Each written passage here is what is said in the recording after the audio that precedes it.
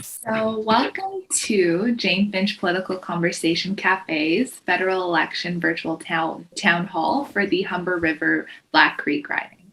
Before we begin today, let us acknowledge the land that we are on. This land where we meet today has been inhabited for generations beyond our knowing.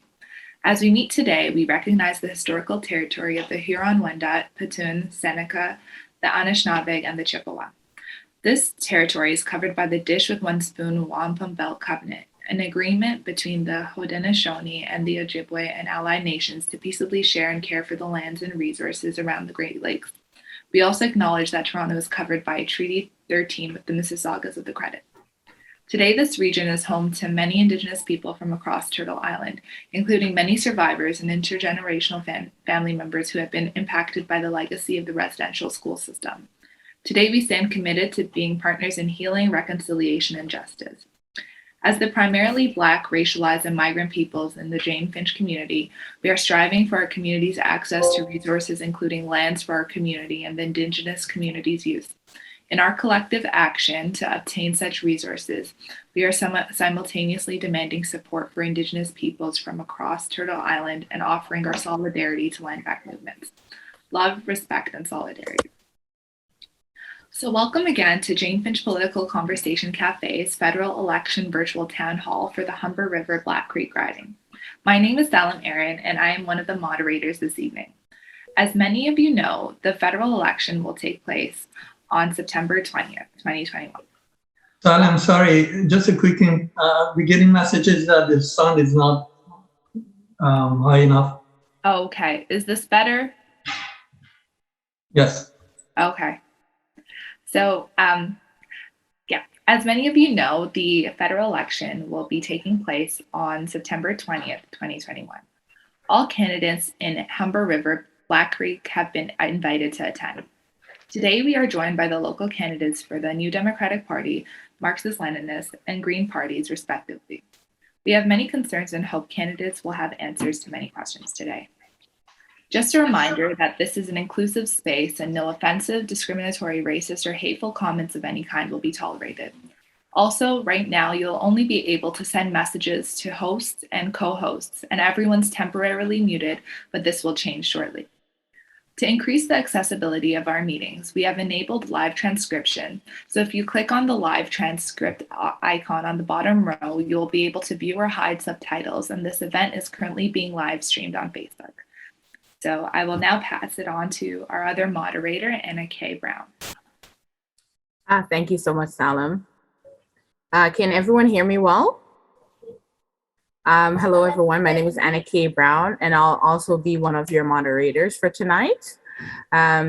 So I should say that I am the co-chair for the Education Action Group, and I also sit at the Housing Coalition as a housing organizer. And I'm also a resident of the Jane and Finch community, and it is great to be here today.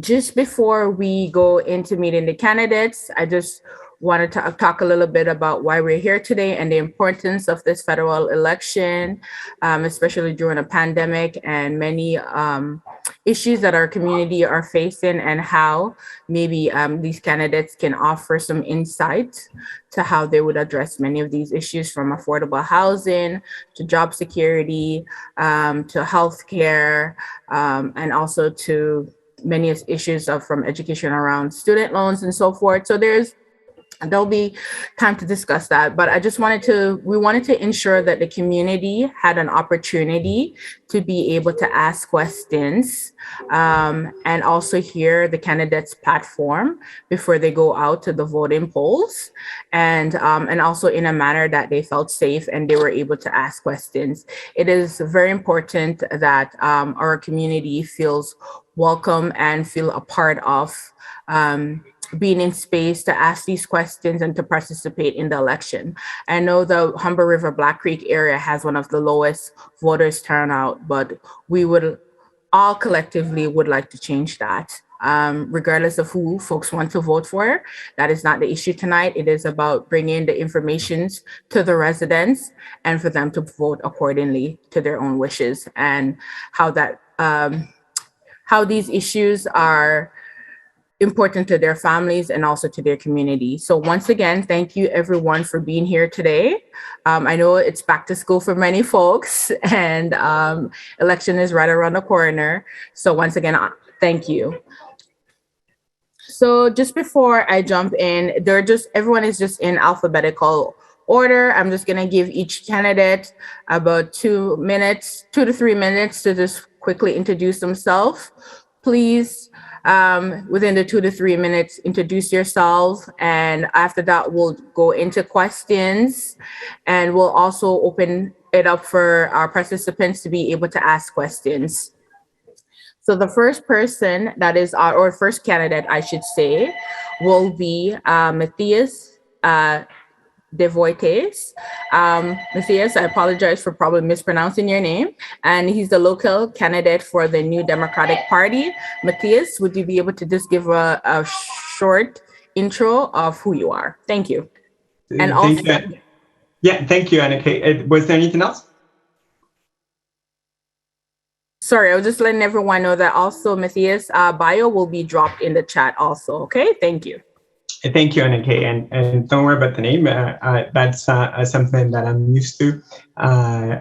It's been my whole life. It's been a struggle in that sense. So my name is Matias de Dovitiis, and I'm running for NDP in Humber River, Black Creek, the most diverse riding in the most diverse city in North America. It's the place I call home. I want to first acknowledge that we're all on this call on unceded territory, and that the task of reconciliation with Indigenous people has yet to start in earnest, and that we owe past generations justice so that future generations can unshackle from a legacy of colonialism in this country. Life is getting more expensive in this community and everywhere in Canada. The last 2 years with COVID have been very hard. People have lost their jobs, their savings, their homes. There's an unfairness about the system that we live in that needs to change, and there's work involved, and it's not going to be easy to undo the 30 years of budget cuts to healthcare and many of the other services that families need. We've dug a hole. Now we need to start building collectively to help working people, seniors, and students. I see the changes that we need every day at work in my community, and the NDP can bring on that change. We need to deal with the housing crisis because young people in this community cannot afford to live in the places where they were raised. We need childcare that is affordable. We need farmer care, dental care. We need to expand our healthcare to include all of our health needs. We need to make education more affordable for students and move towards free tuition. We need to deal with the existential crisis that is climate change. We just saw the storm we had yesterday. We have those storms almost every month now.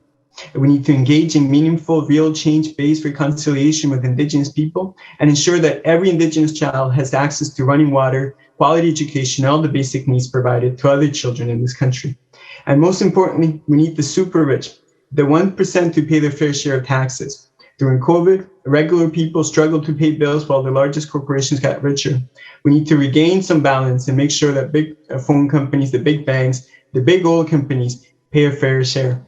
It's only the NDP that can bring that change. It's only the NDP that can make this happen. And that's why I'm asking for your vote. Thank you.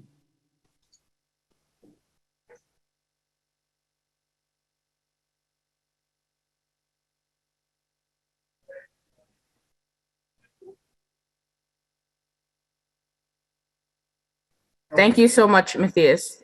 Thank you. So our second candidate is Unblind Tibbin, and he's a local candidate for the Green Party. So welcome, and once again, also his bio will be dropped into the chat. Thank you. Good day, everybody. Thank you for being here today. My name is Unblind Tibbin. I have been in the community for over 20 years. I am an alumni of York University. I've lived here and I've worked with youth for a long time. The Green Party is proposing us moving, evolving in the direction of that we need to go. We're proposing lots of positive changes, which start with universal livable income.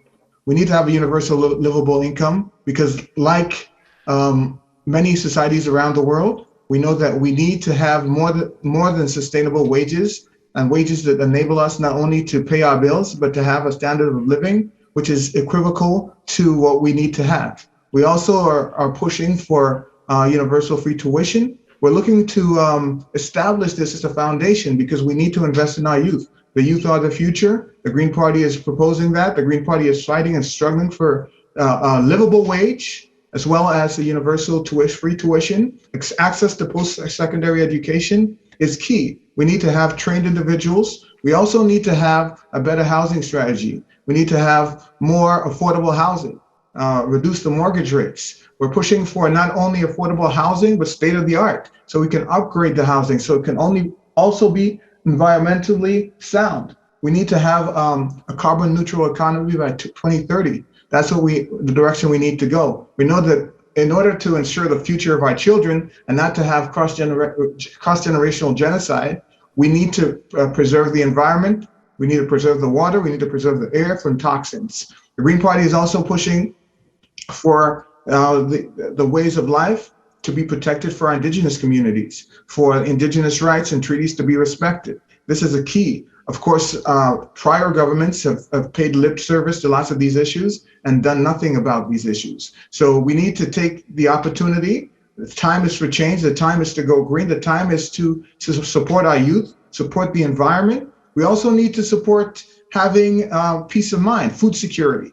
That's key in our community. Lots of food deserts exist in our community. We need to support Black Creek farms, people like that, so that they can provide food at affordable pricing, so that people in our community can be able to have healthy food. People in schools, youth in the schools should have healthy lunch programs. These are some of the key themes which the Green Party is pushing for. We're also pushing for affordable healthcare. We're farmer care as well as childcare. So all these things are part of our mandate. We're working to establish a different way of being in society, which is based on truth and righteousness, based on social services, based on the welfare of the whole community. And if you vote for Unblind Tibbin, be rest assured that every day I'll be struggling and fighting for these issues. These issues are key to my heart and key to the community, key to all the youth I work with in the community of Jane and Finch, and I've been working with for over 20 years. I want them to establish a solid foundation to move forward, and for them to have good lives based not only on their struggle and just paying their bills, but based on them emancipating themselves and providing the world with their genius, which I know we all have in this community,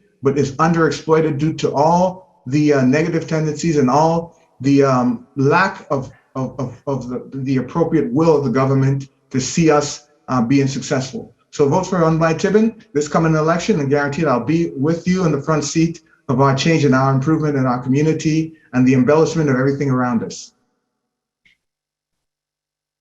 Thank you so much, Unblind. Thank you.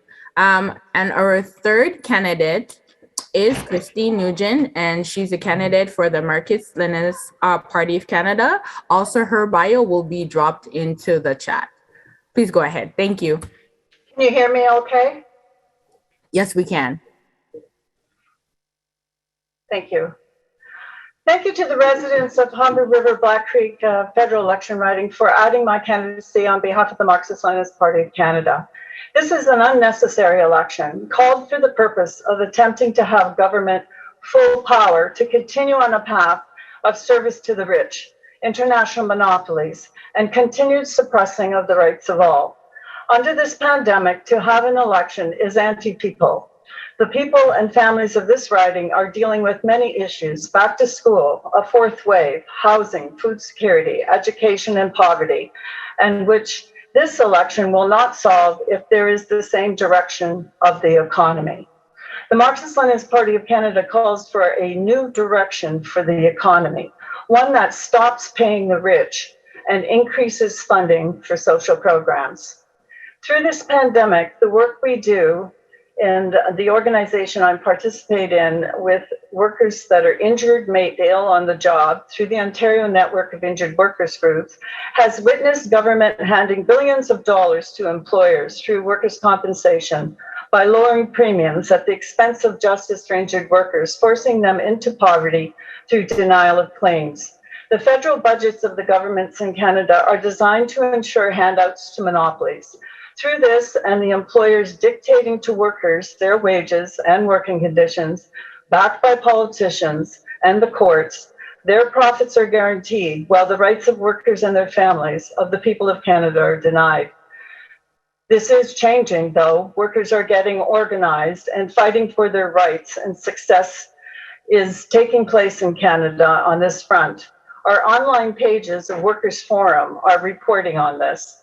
Our party website has also launched Renewal Update to provide the residents, the associations, and Jane and Finch Political Café with information in order to have an informed vote. The corporate finance polling and the media servicing this election are servicing the status quo and their outlook. It misinforms us.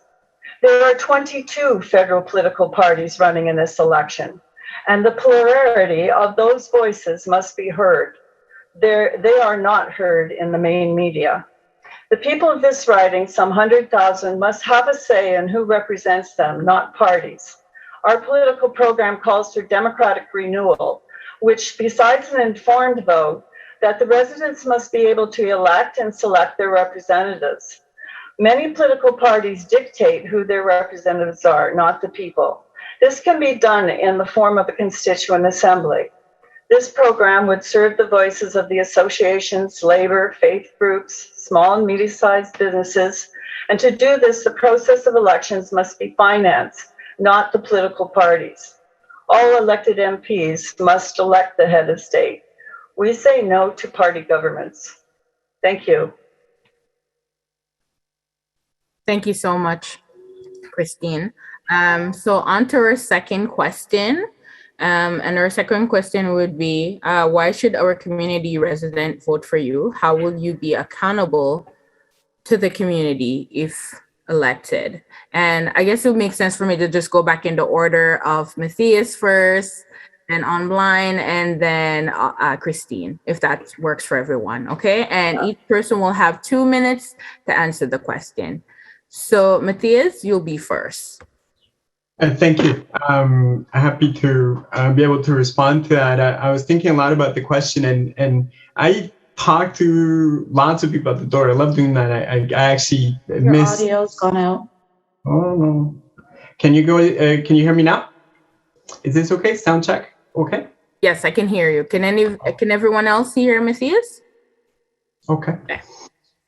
I was gonna say, I miss those conversations with people, right? Doing this on Zoom is just not the same as much as it opened up some doors. It definitely closes some others. And the conversation I talked to lots of people about is wanting to change our lives, wanting to create better lives for my neighbors. I've lived and worked in this community now for almost 20 years. I have a home here now with my wife. I've done a number of different projects to try and improve our community, start a local paper, a charitable organization, food banks, scholarships, senior troops, and a lot more things. But ultimately, I'm accountable to my community because I care about this. I made it my life's work. I want to make this a better community. I've chosen this community because I see the need. I see how hard life is before and after COVID, to be honest. I know who I am. I don't forget my struggles. I don't forget how life was when my mom was a single mother and we were new to the country.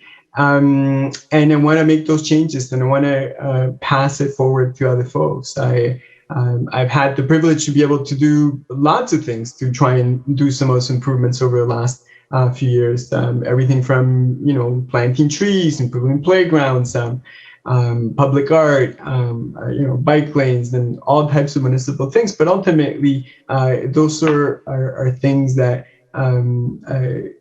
altogether are insufficient to do the type of change I would like to see.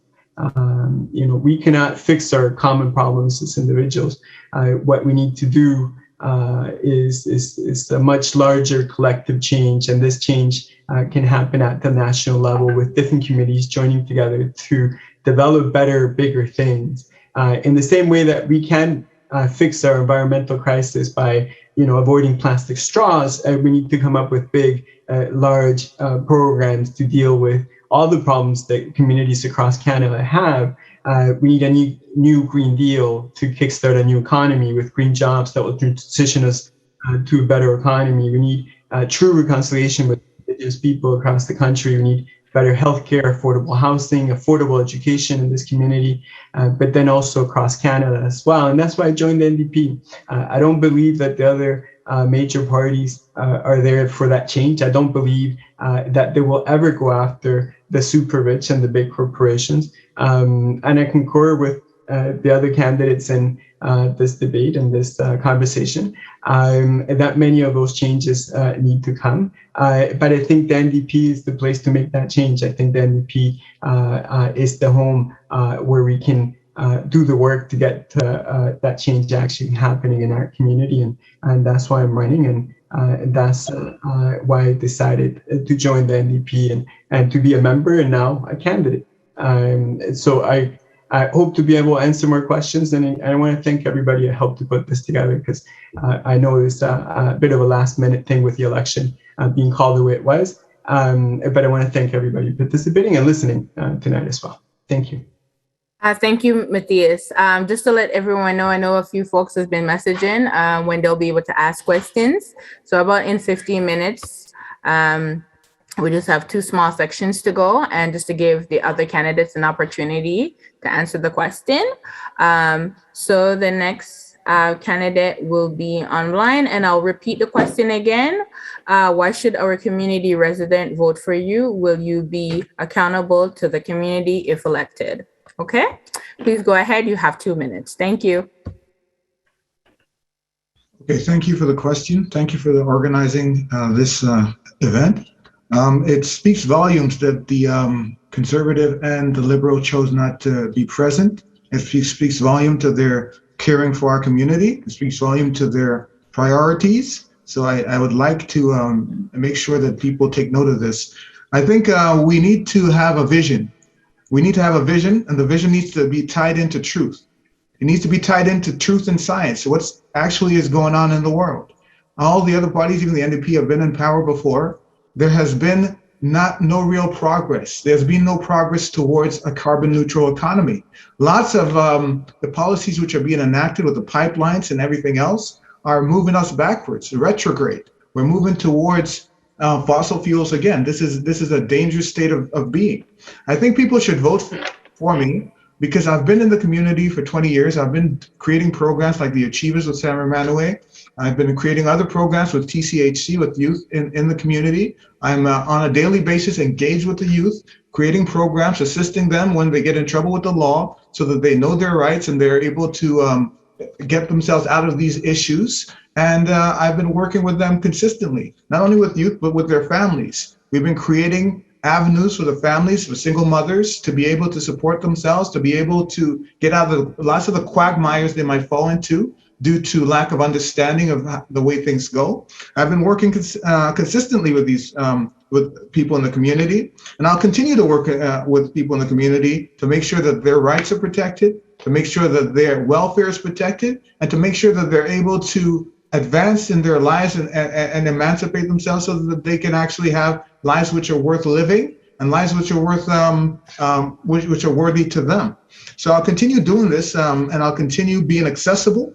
I'll continue being holistic. Like I said, we need to set an example of holism in the ways of living and the ways of being for our youth. We need to also set an example in accountability.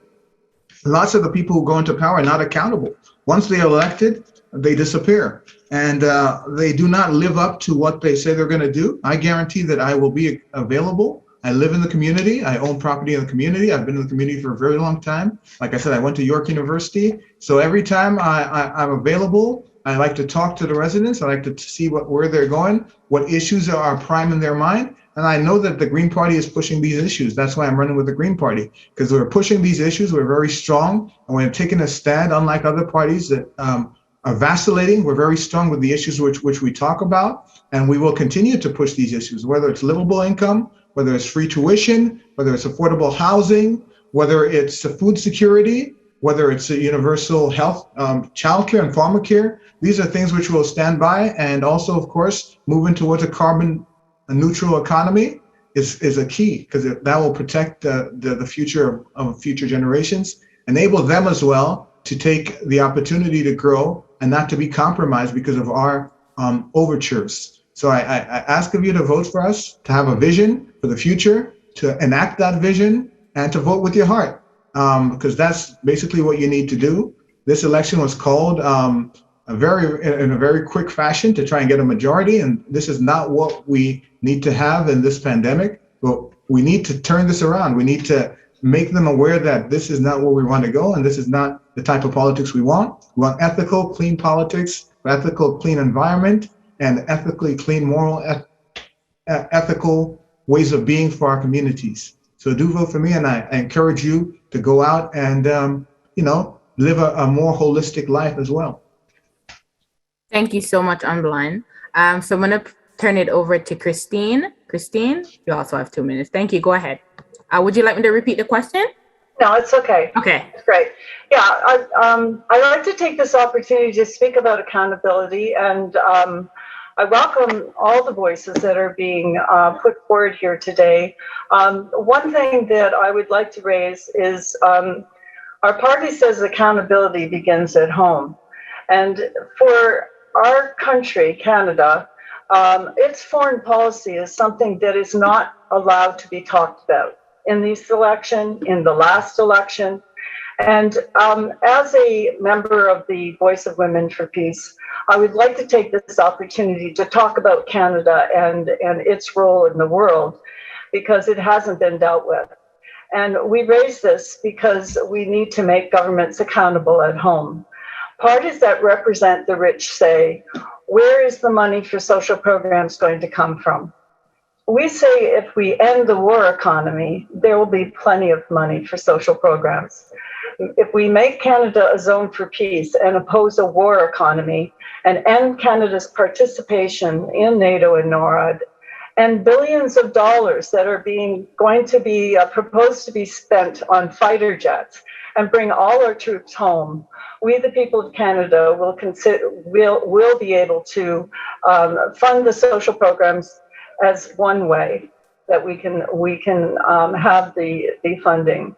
Canada worldwide has been looked at, or we have looked at Canada as a benevolent peacekeeping country.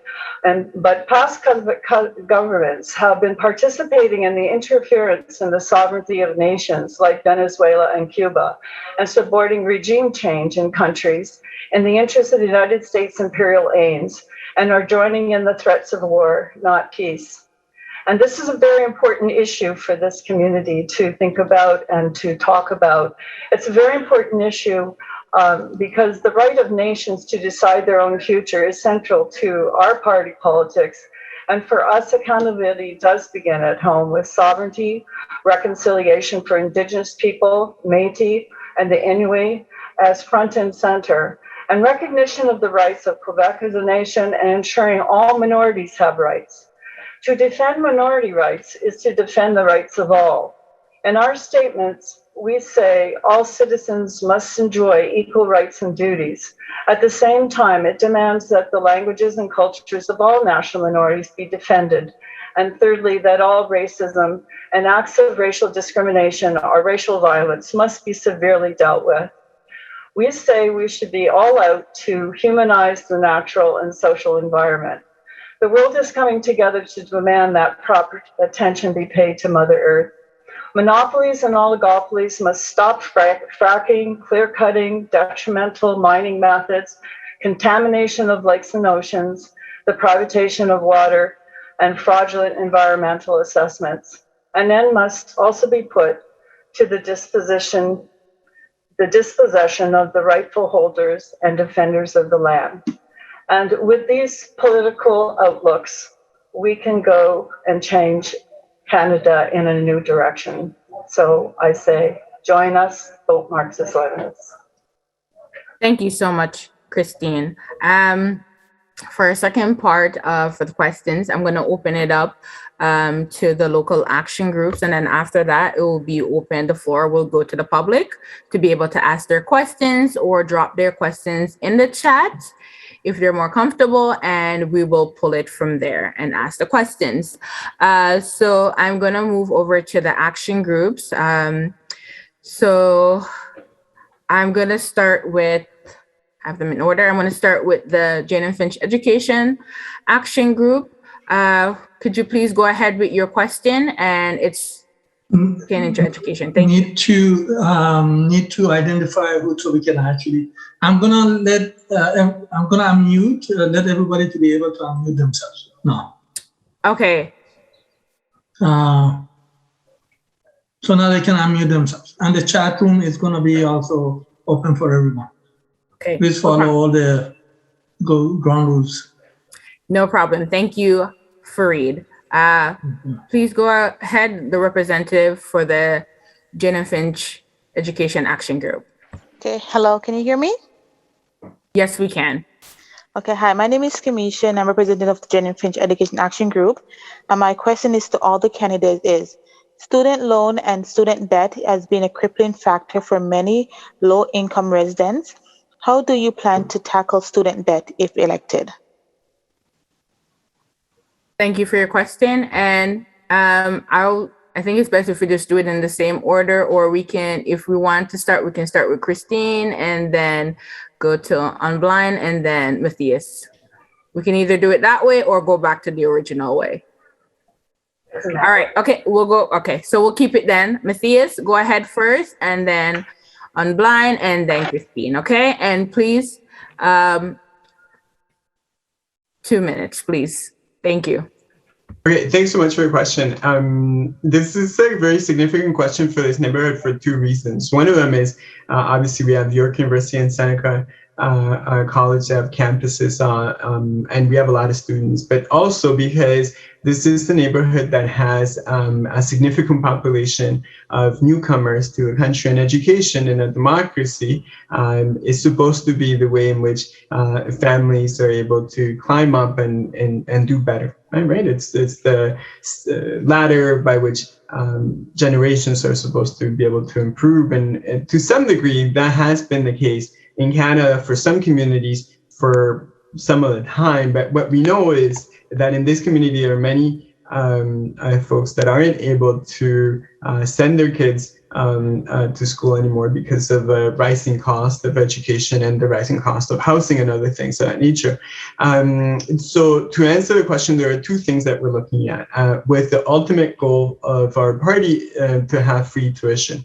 And an education system that is seamless, from childcare, from a universal childcare system all the way across to post-secondary education. That's something that is available in lots of G7 countries. It's not available in the US and Canada, but it's definitely something that is achievable within a modern economy. And the elements that we have that we think are really important that would help with getting there are, first of all, to deal with student debt. We would shave $20,000 of all student debt for over 350,000 graduates in Canada, and then work towards being able to do more from that after. We would also get rid of interest from all federal loans, decrease the number of loans and increase grants. And as well, I'm going to throw in there, it has been the work of the NDP over really more than 20 years that has led the fight in English Canada to get to a universal childcare system. It is a shame that in Toronto, someone that isn't able to access a subsidized space for childcare is paying over $1,500 a month when you go over the Ottawa River into Quebec, and it's $200 a month, $10 a day. We know for a fact that when the Alberta NDP government enacted a number of measures around childcare, that we were able to reduce child poverty there by almost 40% within 2 short years. So it is a goal of the party to get to basically free tuition. I think this is an important element to make education accessible to everybody that has the brains for it, and not make cost basically the most significant factor, which is what it is right now. It's too expensive to do a profession at York University, and it's too expensive for a lot of people to even do a BA. So this is a very significant issue for the neighborhood. I talk about this all the time with folks in the neighborhood, and it's a very significant part of our platform as well, which is the reason why most polls have the NDP leading with youth all across different age ranges. I think we need to continue to do more work. I think we need to continue to push the issue. And I think this is one of the most significant issues to allow the next generation to finally get off, a series of crises that they've seen throughout their lives, and to finally be able to start developing their own direction, their own path. So thank you for the question, a very important question. And I hope I answered that for you. Thank you so much, Matias. The next candidate will be Unblind, and Unblind, you also have 2 minutes to respond. Would you like the question to be repeated? Yes, why not? Okay. Kamisha, can you repeat the question for me, please?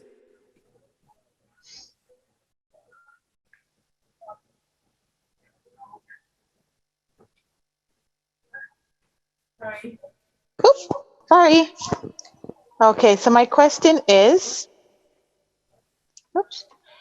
student loan and student debt has been a crippling factor for many low-income residents. How do you plan to tackle student debt if elected? Okay, thank you, Kamisha, for that question. It's a critical question. I remember I was at York University, and it was basically 1994. And we were getting student grants. It was under Bob Rae's NDP government that it went into loans. So we need to be very mindful of the changes that have occurred. I, as one, would be moving towards free tuition and pushing for that. That's the key thing. We need to invest in our youth. We cannot continue to be, charging the youth excessive amounts of money just so they can basically get an education to improve themselves. This does not make sense. This is not the way in which an advanced society should operate. We need to be mindful that the youth are going to be the ones that ascertain that our future is taken care of. And youth from every strain of society, whether they're within the strains of poverty or within the plentiful strains, they need to be given access to education.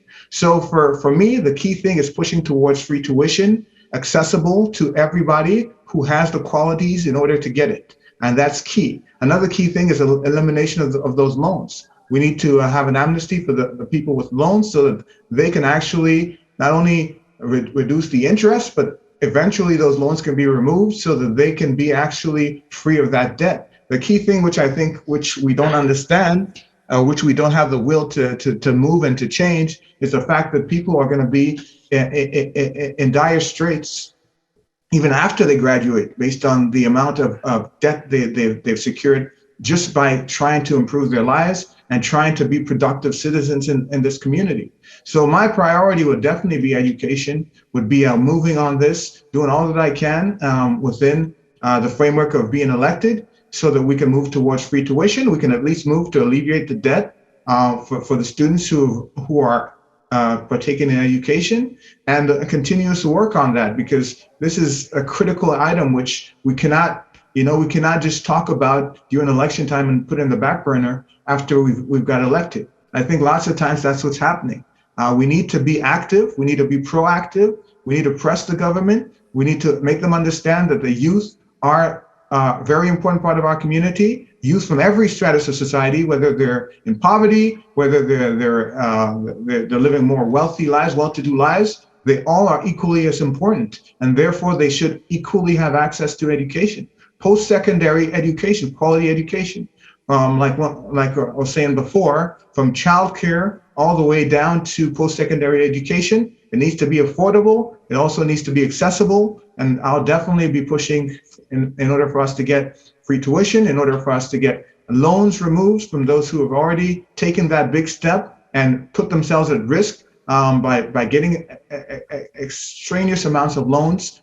So basically they can just have an education. This does not make sense. So I will definitely be pushing for that. And I ask of you that you continue, regardless of what happens with the elections, pressing the government and making them aware that this is not the right way to operate in society. Society needs to move forward, and the youth are a critical part of assisting us to tap into the genius which they have. Thank you so much, Unblind. So the next candidate will be Christine. Christine, you also have 2 minutes. And after these local action group questions, we'll be opening it up to the public. So Christine, please go ahead. Thank you. I think that everything that has been said by the other candidates is nothing that there's nothing said there that you can disagree with. The ideas and the proposals of free education, universal childcare, all of these important public services and support for youth who, yes, they're facing too much debt.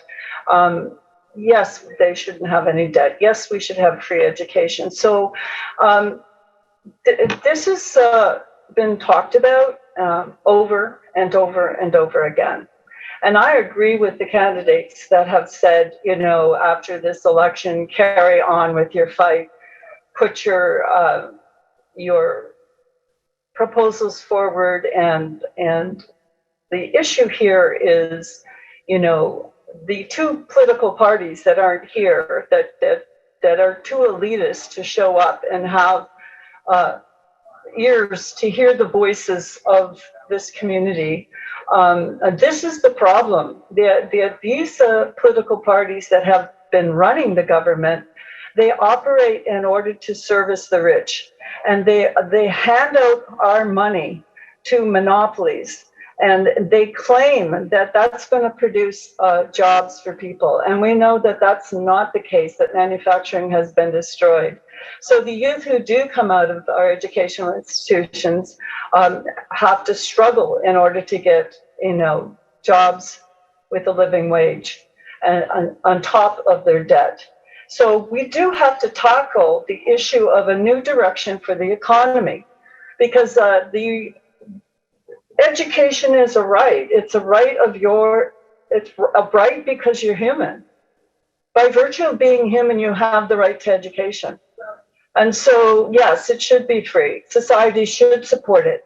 So when we talk about a modern economy, what does that mean? I mean, I heard the candidates say the term modern economy. The modern economy of today services monopolies, services big business, does not service what we're talking about.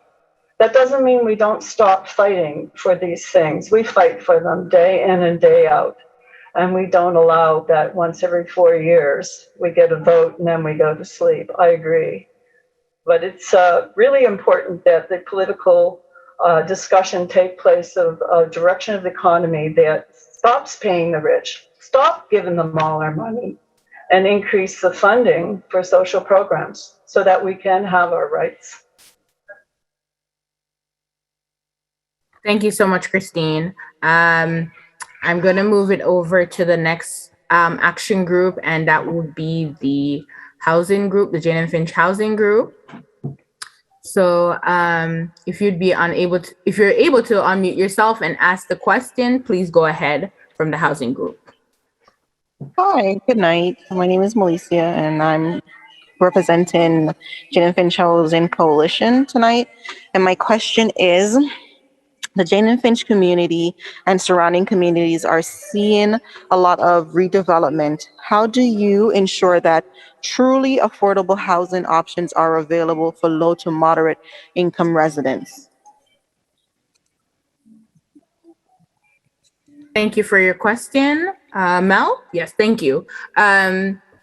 I'm going to go back in the original order of Matias from the New Democratic Party first, and then Unblind from the Green Party, and then Christine from the Marxist-Leninist Party of Canada. She'll be third.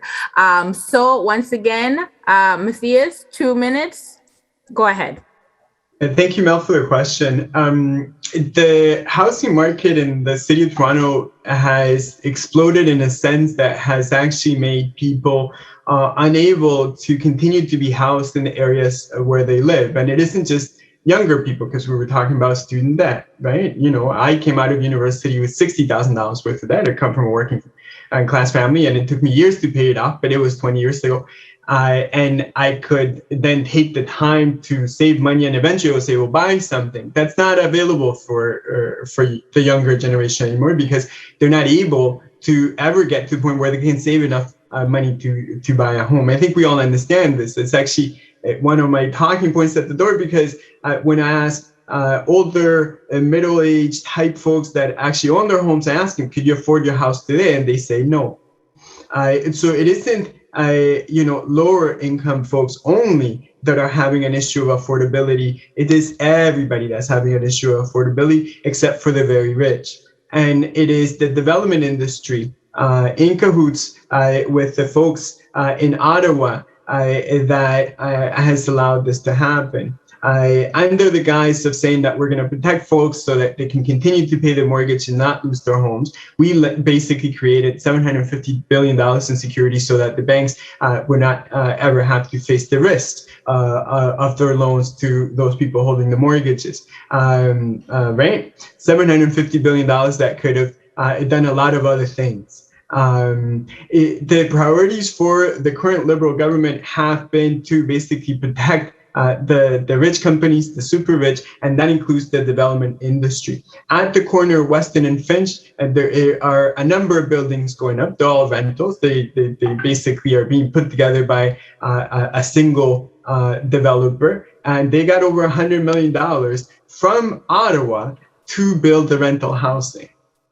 A developer that is due to make millions of dollars over the life of those buildings, and they're almost like 10 towers going up there in that corner by the time they're finished, if they can get away with it, then why are we subsidizing developers? Why are we subsidizing that industry? Instead, what we should be doing is we should be working with communities all across Canada, including here, and we should be building capacity for community to be able to then apply and build its own housing, okay? And that's a significant element of our platform. We want to build 500,000 units over 10 years. And those units then could be made affordable. It could be seniors for housing for seniors. It could be housing for lower income folks. It could be co-ops. The last time we built a co-op in this riding, we built a couple of them late in the mandate of the provincial government for the NDP. You have the chimney stack next to York University, and that's one of them. It was almost 30 years ago. We haven't built any affordable housing. We haven't been built any rental housing. We haven't actually fixed even the housing that we have, and only some money started trickling in now through this last recession to do some of those upgrades that are 20, 30 years late. And you see the repercussions of this in communities like the Toronto Community Housing Community at Fir Grove, where the housing is allowed to deteriorate to the point where it becomes uninhabitable. And all these things are basically because the priorities have been for years, decades, to help the development community continue to rake in records amount of cash, leading the world in terms of like prices, and have made our own homes, our own neighborhoods unaffordable. So we got to change this. We got to stop speculation money from being able to come into the country, and we got to tax those folks. We need to control and know who owns homes, right? Because you have literally $1 billion corporations saying that they're going to go out there and purchase $1 billion worth of houses in Toronto, and regular families can't compete with that. Never mind a first-time home buyer. And we also got to go back and do more to control things like your day-to-day rentals and things like that, because they take units out of the market for folks that want to make a home and want to live in different communities as well. It is impossible for someone on minimum wage today in Ontario and Toronto to rent a one-bedroom in this community. It's not like there aren't enough hours in the week for someone to work, pay for rent, and then also be able to pay for food, transportation, and all the other necessities of life. So what we're doing is we're removing the ability of an entire generation to be independent, to live their life, to find their own best selves. And housing is one of the significant factors why life has become so unaffordable, and it needs to be the priority. And it is definitely a priority and a platform. And I've had lots of conversations with lots of folks in the neighborhood about this, and they all feel very strongly about this. And many of them are not voting liberal anymore because of this single issue alone. So again, thanks for the question, an important question, but then also one that requires a multifaceted response because there isn't one single element. But again, that investment it needs to not only be towards creating sort of a government solution, but creating the capacity for communities across Canada to rebuild this sort of public housing co-op culture that existed in Canada before the 90s, before the government in Ottawa stopped building housing. We now have the lowest percentage of investment of housing of any G7 country, and that needs to change. Thank you. Thank you so much, Matias. All the candidates, just for time, because I do want to make sure we have enough time for the public to ask their questions. We've been getting a lot of bings in the chat, so please, if we can keep it to 2 minutes, I will repeat the question since it was sent to me again. So the Jane and Finch community and surrounding communities are seeing a lot of redevelopment. How do you ensure that truly affordable housing or housing options are available to low to moderate income residents of this community? And that will go to you, Unblind. You'll be next, please. 2 minutes. Thank you. Thank you for the question. That's a key. Gentrification is occurring. Let's not mince our words in our community with the subway, with the LRT, with all the developments going on. We need to, the government needs to have the will to negotiate with developers, et cetera, mixed housing which is affordable, housing which can people can be able to afford.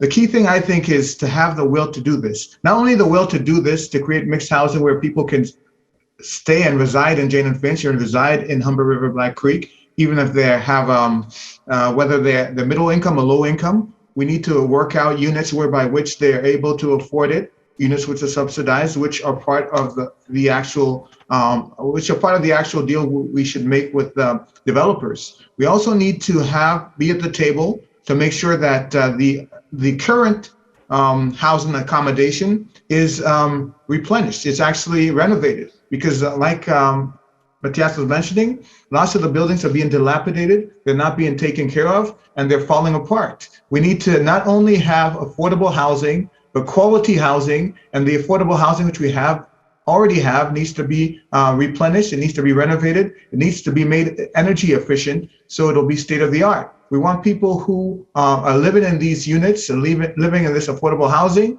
to have adequate housing. We don't want them to have dilapidated buildings whereby which their lifestyle and their quality of life is very low. So we need to make sure of these two things. We need to make sure we increase the amount of units accessible with the developers, makes it accessible, makes mixed units as well. And we also need to renovate the units which we already have.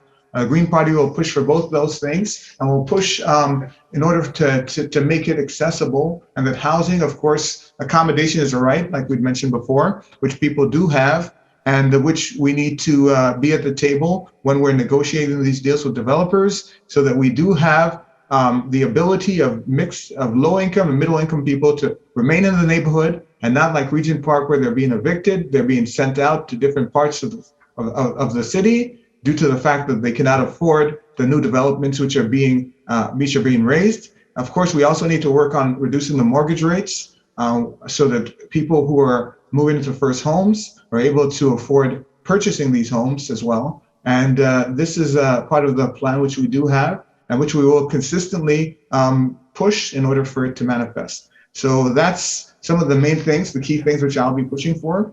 And of course, we need to make sure that people who are in the middle to low income bracket not only can live, but they can live decent lives, and also make sure that they get that livable income so that they can eventually get out of that low middle income bracket and be able to sustain themselves and have a quality of life which is higher. Thank you so much. Christine, please go ahead.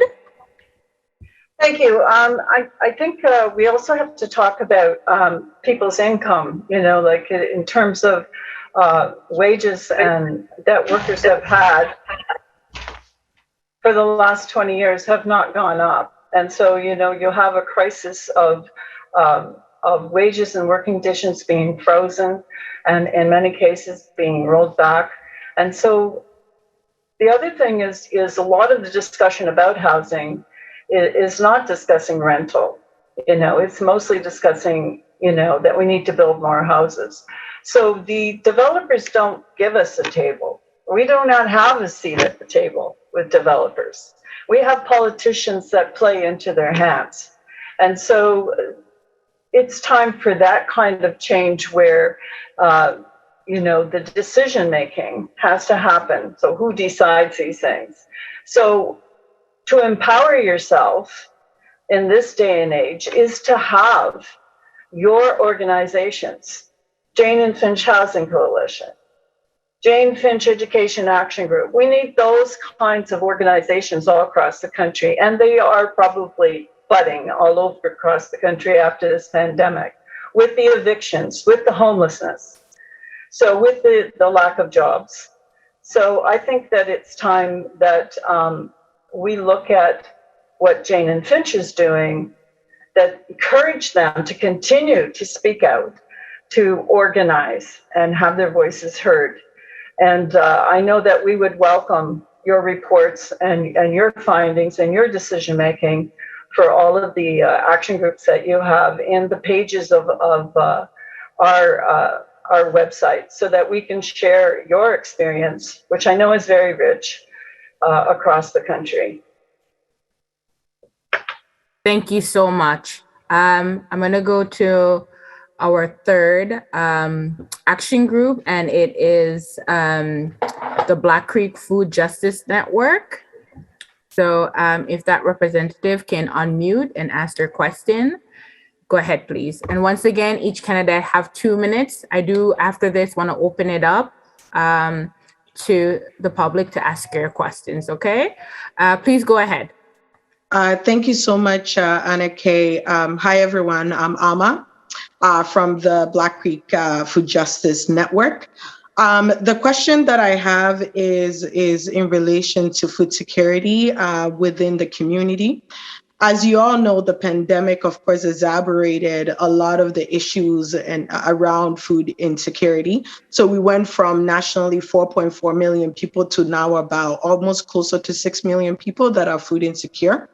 And also, a lot of non-for-profit took the burden of really trying to get food, emergency food to people. So like African Food Basket, Jane Finch Community and Family Center, Black Creek Community Farm had to take on a big portion of the work in terms of trying to get emergency food to people that really needed it.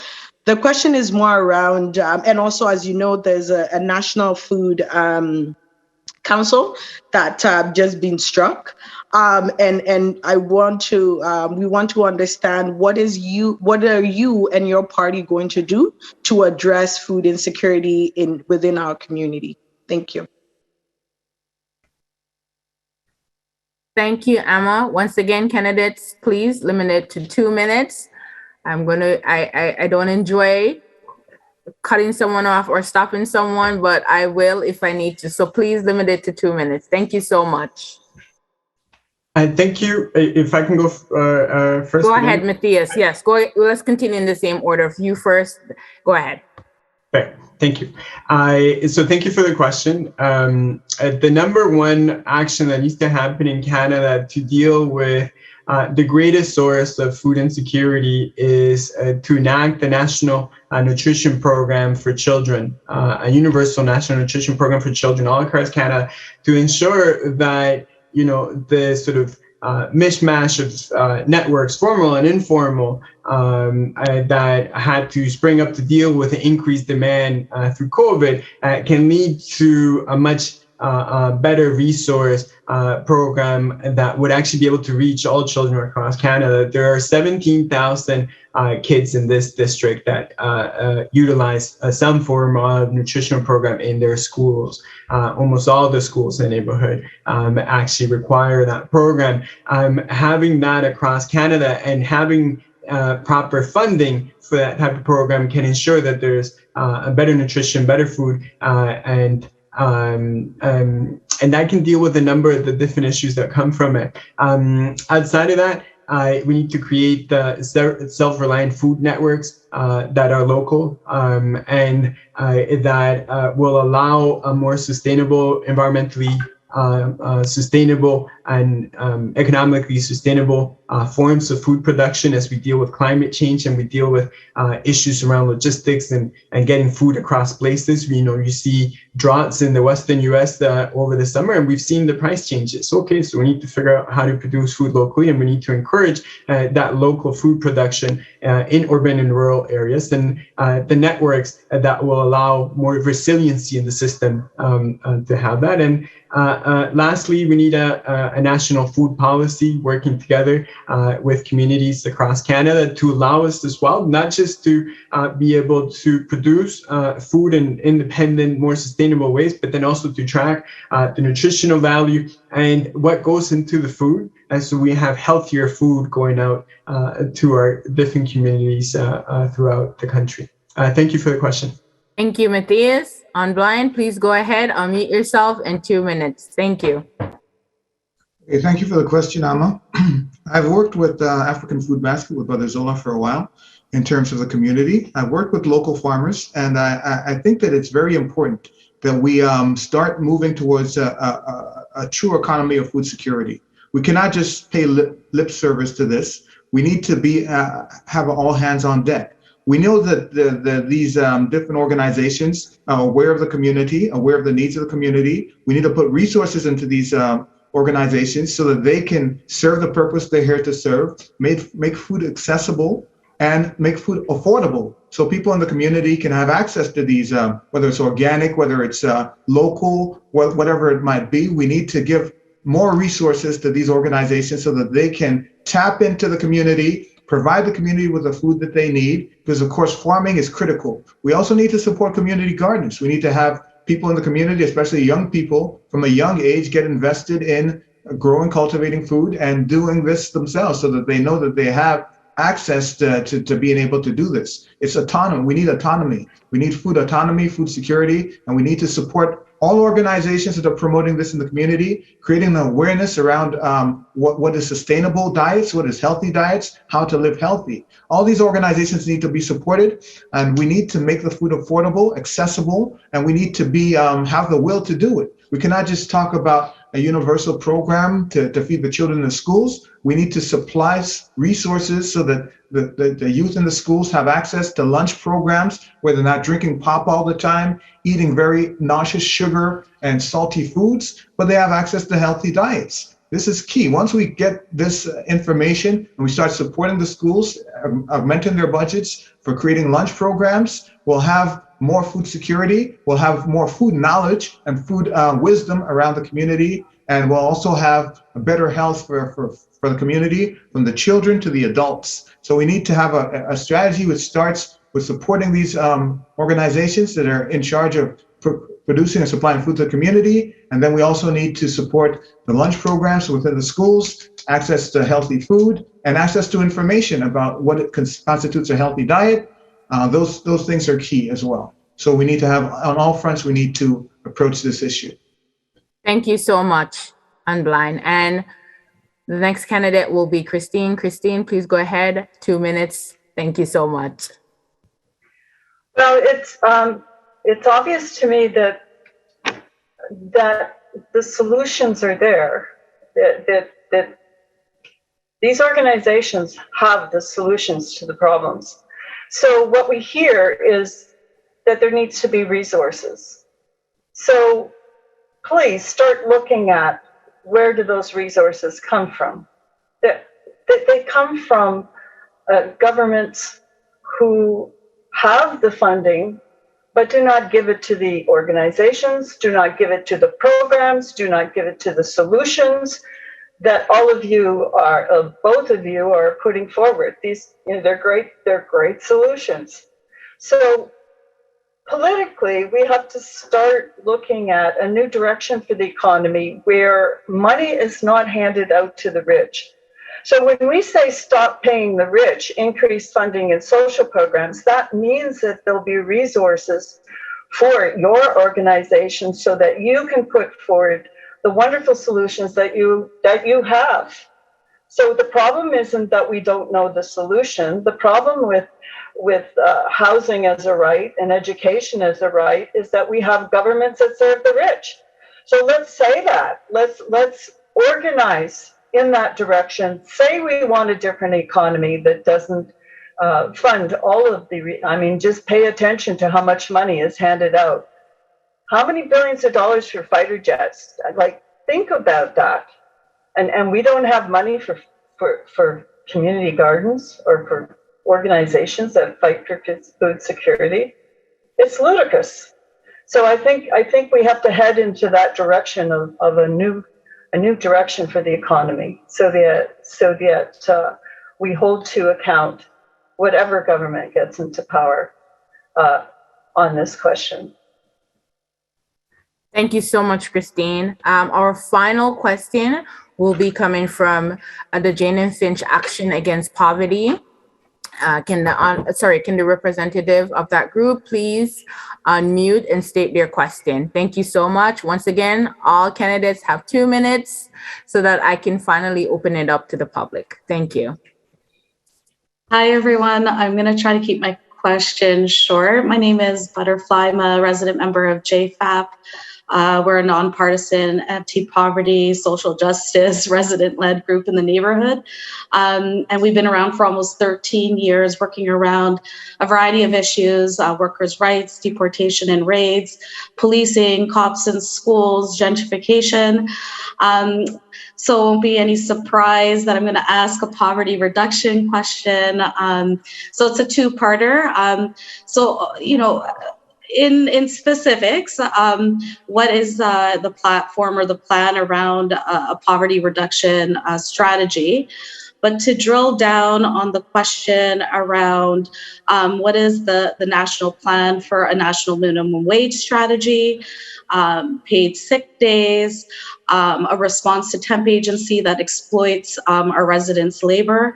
And I'd just also like to shout out all of the action groups are also nonpartisan, and the folks on this call who give their labor every day between all these elections, really organizing on the ground with residents. Thanks so much.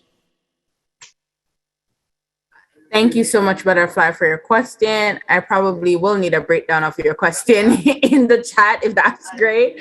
Matias, please go ahead. Please limit it to 2 minutes after this. After all three of you are able to answer the question, I want to open it up to the public. Thank you. Thank you for the question, and 2 minutes doesn't do the question justice, so I'll do my best, and I'll rhyme off a number of different things because there isn't one single answer for something as comprehensive of the reduction of poverty nationally. The minimum wage at the federal level, our platform is to raise the minimum wage to $20. Paid sick days, our platform, our request, we asked the Liberals, the government, to do this 22 times in Parliament, is 10 paid sick days across the country. Temporary work, to put in restrictions around the type of temporary work permits that are there, but I'll basically frame that this one is more of a provincial issue. There aren't a lot of levers within the federal government on some of this stuff. But again, I'll give the example, there are many other tools. Childcare in Alberta, when it was implemented, more affordable childcare, and a number of other measures, including going back to the food security question, a food program in schools, a reduction of child poverty by 40% within 2 years. And we do have the answers for a lot of the problems out there. We just need to be able to put them in place. And we're not going to do them unless we go after the super rich, the big corporations, because for 20, 30 years, we've basically doubled down and gone after working people, we've gone after families, and we've basically given tax breaks to the super rich. And the big companies. So we need to reverse some of those things and bring some balance in so that we can have these programs like, a national food program for kids so that no kid in Canada is going hungry. But thanks again for the question, and I tried my best in 2 minutes. Thank you. No problem. Thank you. And also, candidates, please feel free to comment in the chat room for the questions if there's anything else you would like to say. Unblind, please go ahead. Also, 2 minutes. Please go ahead. Hey, Butterfly, thank you for your question. It's a great question. Poverty reduction is key. Too many people are living in poverty. People are going from check to check. They're unavailable to really live their lives. This is a fundamental issue that leads to lots of mental health problems, lots of dynamics in the family, which go south. So we need to consider this very seriously. The key thing which I'm promoting, which I talked about before, is a livable wage. A livable wage whereby which even if you are living, you're underemployed, you get subsidies, you get accommodations so that you have sufficient amount of money to pay your bills and to live your life in a dignified fashion. This is the key. Also working with people so that they actually have access to childcare.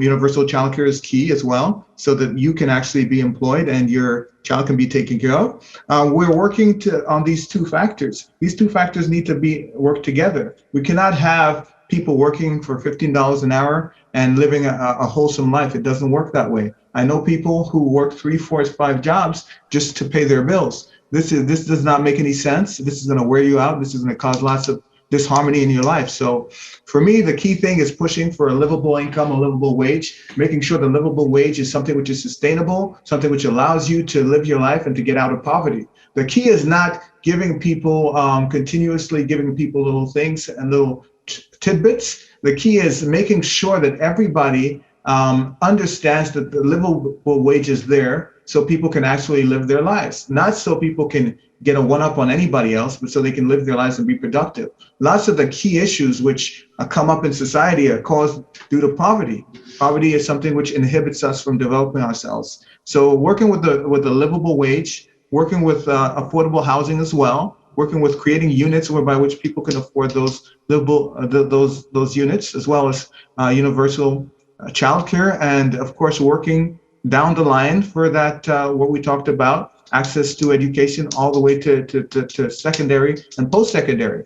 These things are things which I think will be a strategy to eliminate those who are living in poverty and to enable them to at least have a status whereby which they can live wholesome and healthy lives. These are the few things which I think, for me, are key to alleviating lots of this poverty which is running rampant in our community. Thank you so much, Unblind. I'm going to turn it over to Christine. Christine, can you please go ahead? 2 minutes. Thank you. And after this, we'll be opening it up to the public. Thank you. Go ahead. Thank you for your question, Butterfly. I do know the good work that has been done on the issue of paid sick days, minimum wage, the temp agencies. In the work I do with the Ontario Network of Injured Worker Groups, in the last election, we had, a worker get killed at Farah Foods. That was the 5th worker to get killed. These arrangements with temp agencies put people in precarious situations, mostly new immigrants. And so I think temp agencies have to be made illegal. And I don't care whether it's provincial, municipal, or federal. I think too often we'll say, it's a provincial issue or it's a federal issue. And I think that puts issues like poverty, housing, education as a football that they can kind of kick around instead of looking at it as a right. So you have a right as a worker to negotiate, wages and working conditions that are accommodating to your needs. And so in our society, we only have 30% of the workers unionized. And so the issue of unionization is very important because when you're a collective, you can fight. if you have a collective of workers together, they can fight for change. And so I think the work that Workers' Action Center has done, I think the work of getting labor laws that don't attack workers' rights to unionize in order to have better wages and working conditions. Even if you don't have a union in a workplace, you have people that have to collectively get together and decide, what is in their interests. In terms of wages, working conditions, health and safety, huge during the pandemic. Like that workplaces had proper PPE and the right to refuse an unsafe workplace. All of these issues that workers face have to be solved through organization, through speaking out, through providing their own solutions to their problems. So the pages of our workers forum on our website deals with all the different fights that are taking place across Canada amongst workers. And so hats off to you for the work you have been doing, and keep doing it. Thank you so much, Christine. I'm going to open it up to the public. I know that there's two folks that have been raising their hand. Lisa, I don't know if you still had a question. And then Samuel, anyone who else? And also there is Derek, will be the third. And team, if you can help me keep track of folks who have their hands up. So Lisa, I'll let you go first, then Samuel, and then Derek. Okay, thank you. Yeah, sure thing. So hi everyone. My name is Lisa and I'm a resident of Humber River, Black Creek. So I want to ask all candidates this. So as we are probably in the fourth wave of the pandemic, there are post-secondary students that are coming back to campus or going back online to study. With that, some students have to balance education with taking care of their family members and or work in order to make ends meet with education expenses. So I hope this doesn't happen, but if the fourth wave ends up putting students back in lockdown, how can you and your party support students who may be struggling with mental health, as well as struggling to make ends meet from being laid off work, so that students, especially those from low-income families, are not left behind like last time?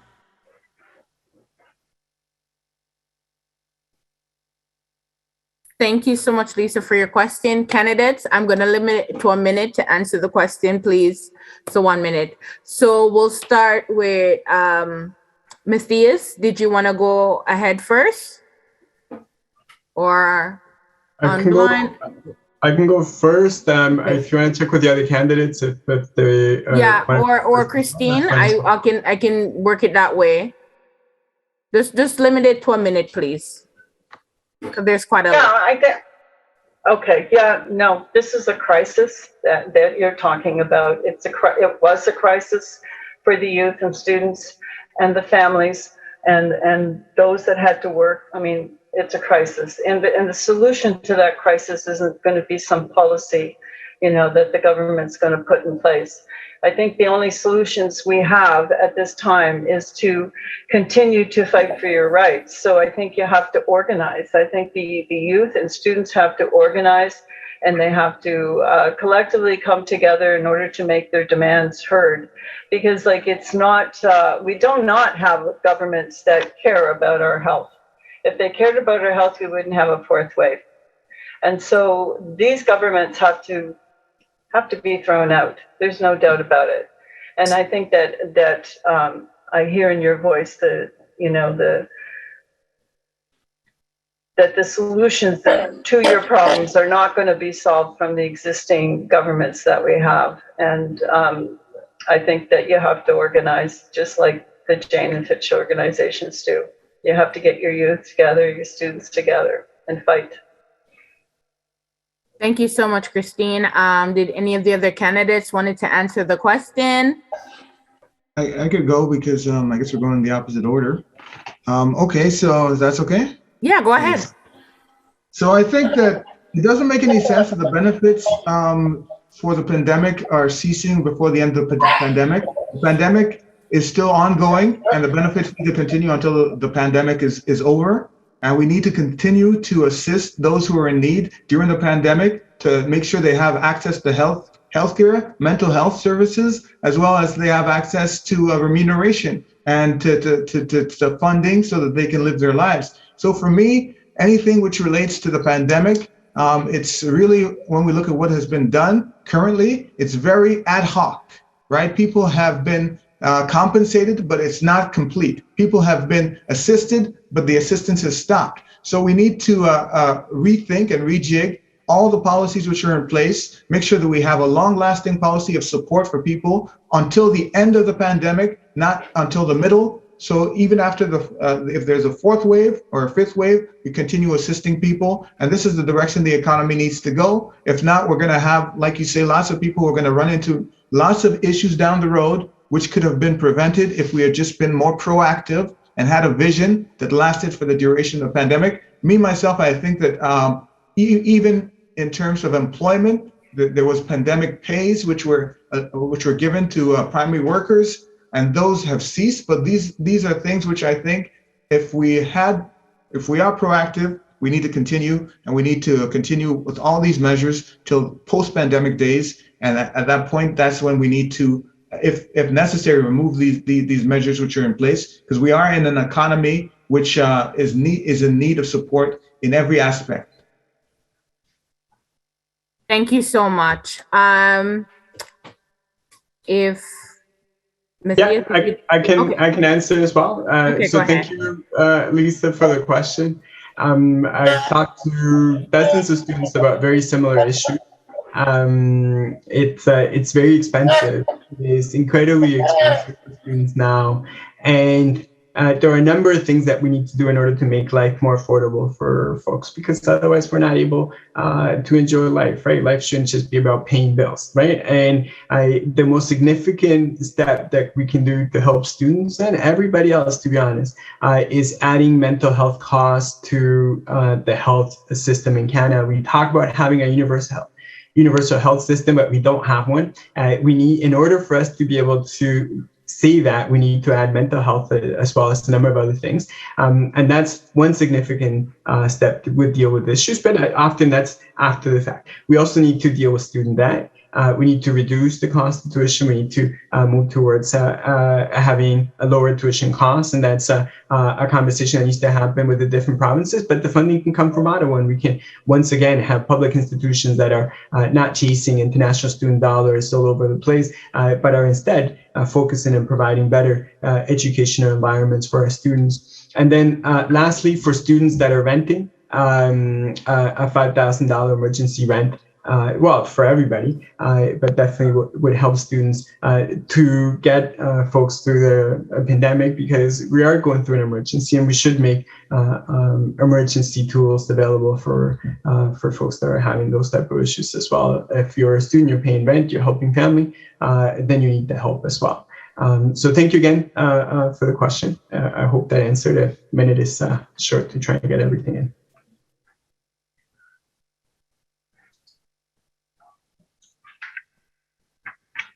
Thank you.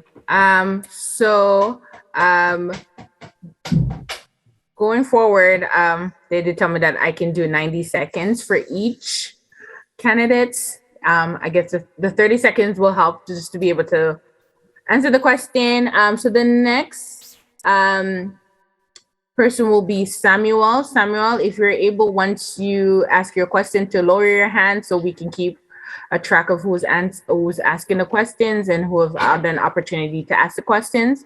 So please, each candidate will get 90 seconds to answer the questions. Please, Samuel, go ahead with your question.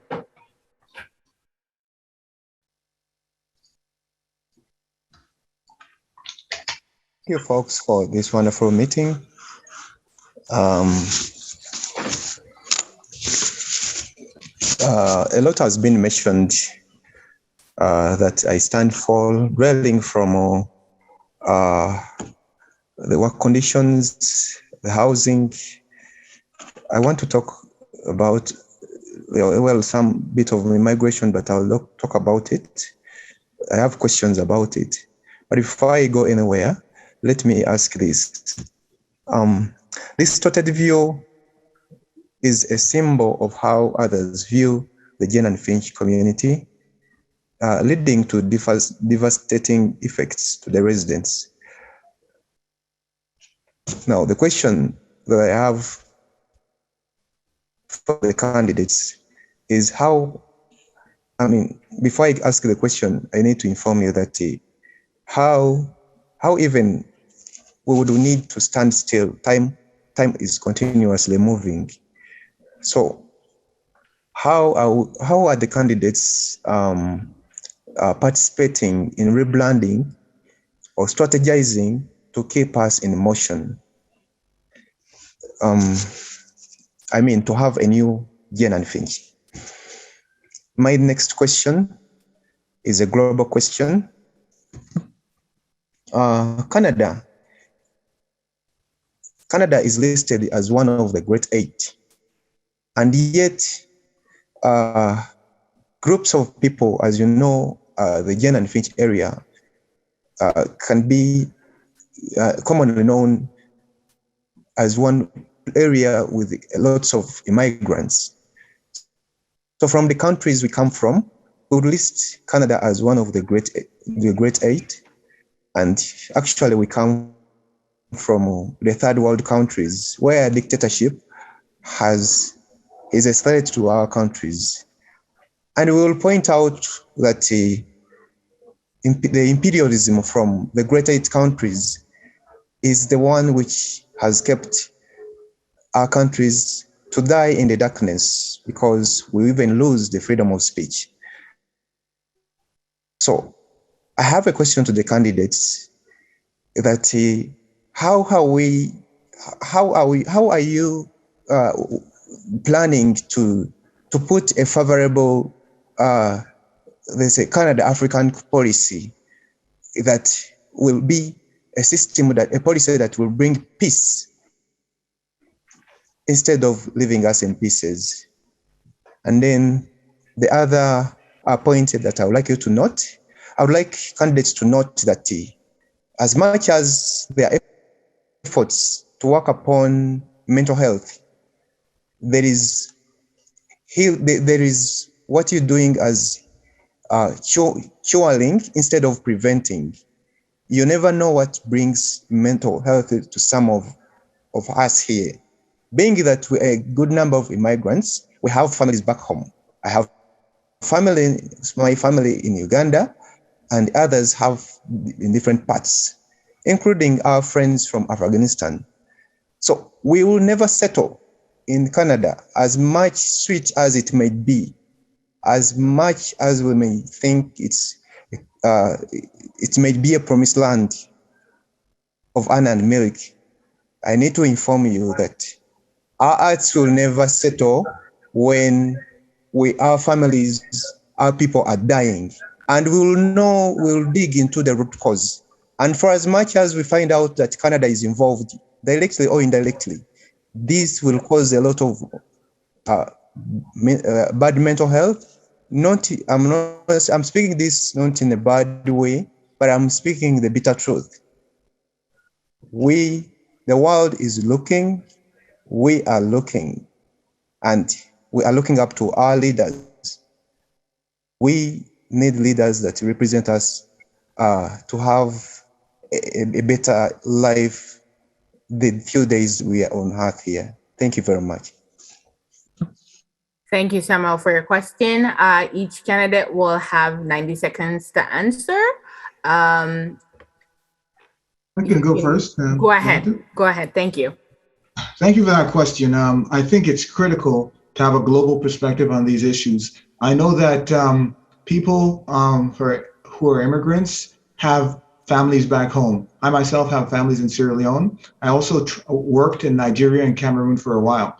We need to have a global perspective. We need to understand that we no longer can continue to push that imperialistic ticket any longer. We need to focus on enabling ourselves to become, first of all, carbon neutral, because we are persecuting these nations by our toxic emissions as well. We are one of the top producers.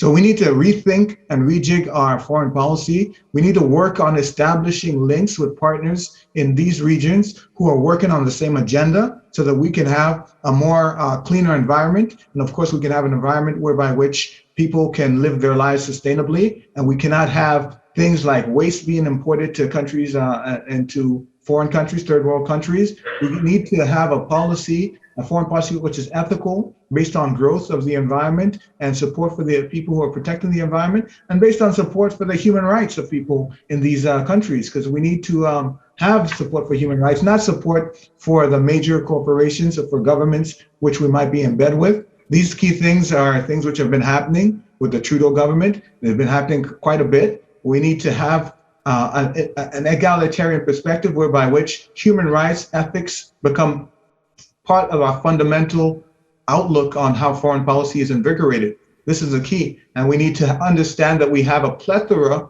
of communities in Canada that represent these foreign countries that can assist us in bringing forth policies that make sense and that are able to uplift the people in those communities as well. Thank you so much, Unblind. Any other candidates wanted to tackle the question? Absolutely, I'll jump on that. So I don't know that everybody on the call would know this, but in fact, Canada owns Canadians own 3/4 of the world's major mining companies.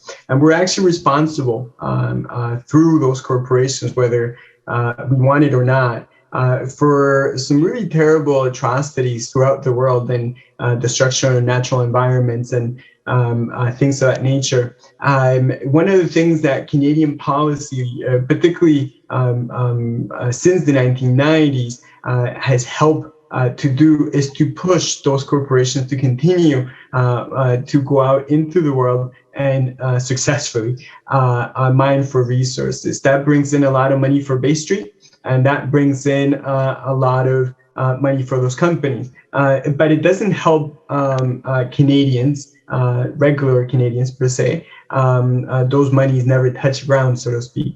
And these companies are basically the reason why Canada is no longer seen as sort of being a fair player in the international world. And beyond that, we need to stop the sale of weapons to countries like Saudi Arabia and other dictatorships. We are a major weapons dealer in the Middle East, and we're responsible through those weapons sales for a lot of the conflict that's happening in many of those places.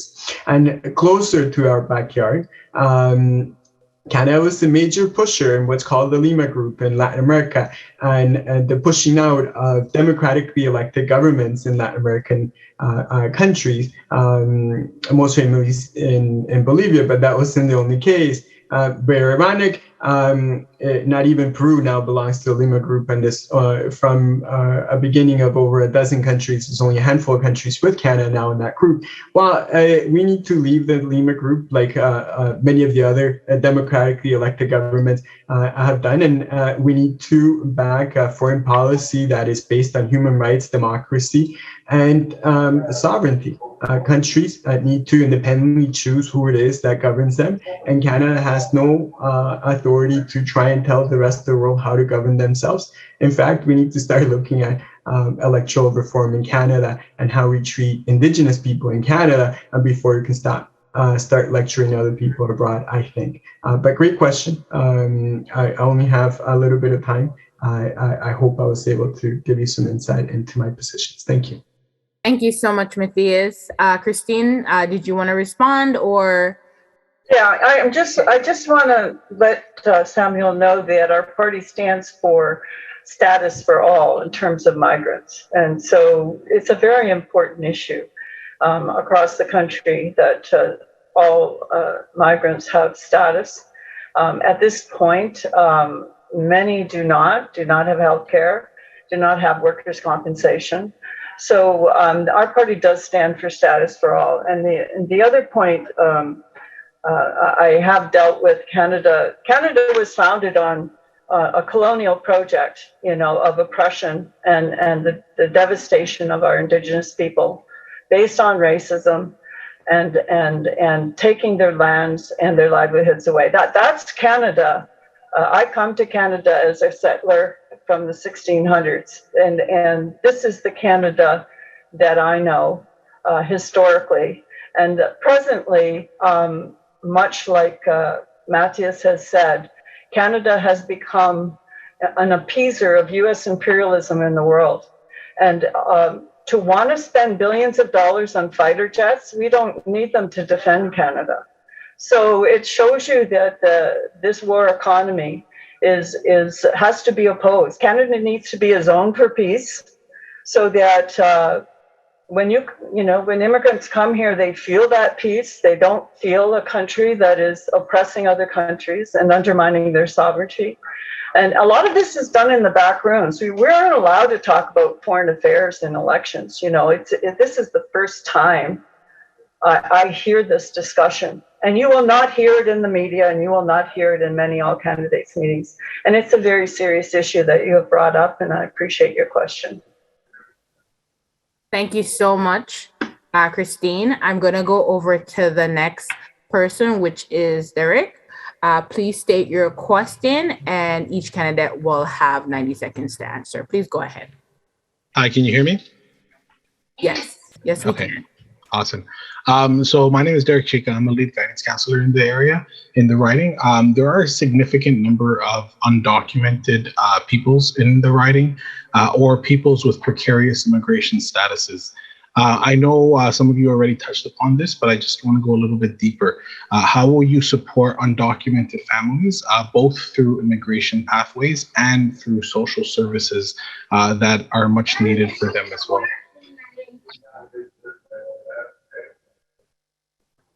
Thank you, Derek. Did any of the candidates who wanted to go first? Please keep in mind 90 seconds.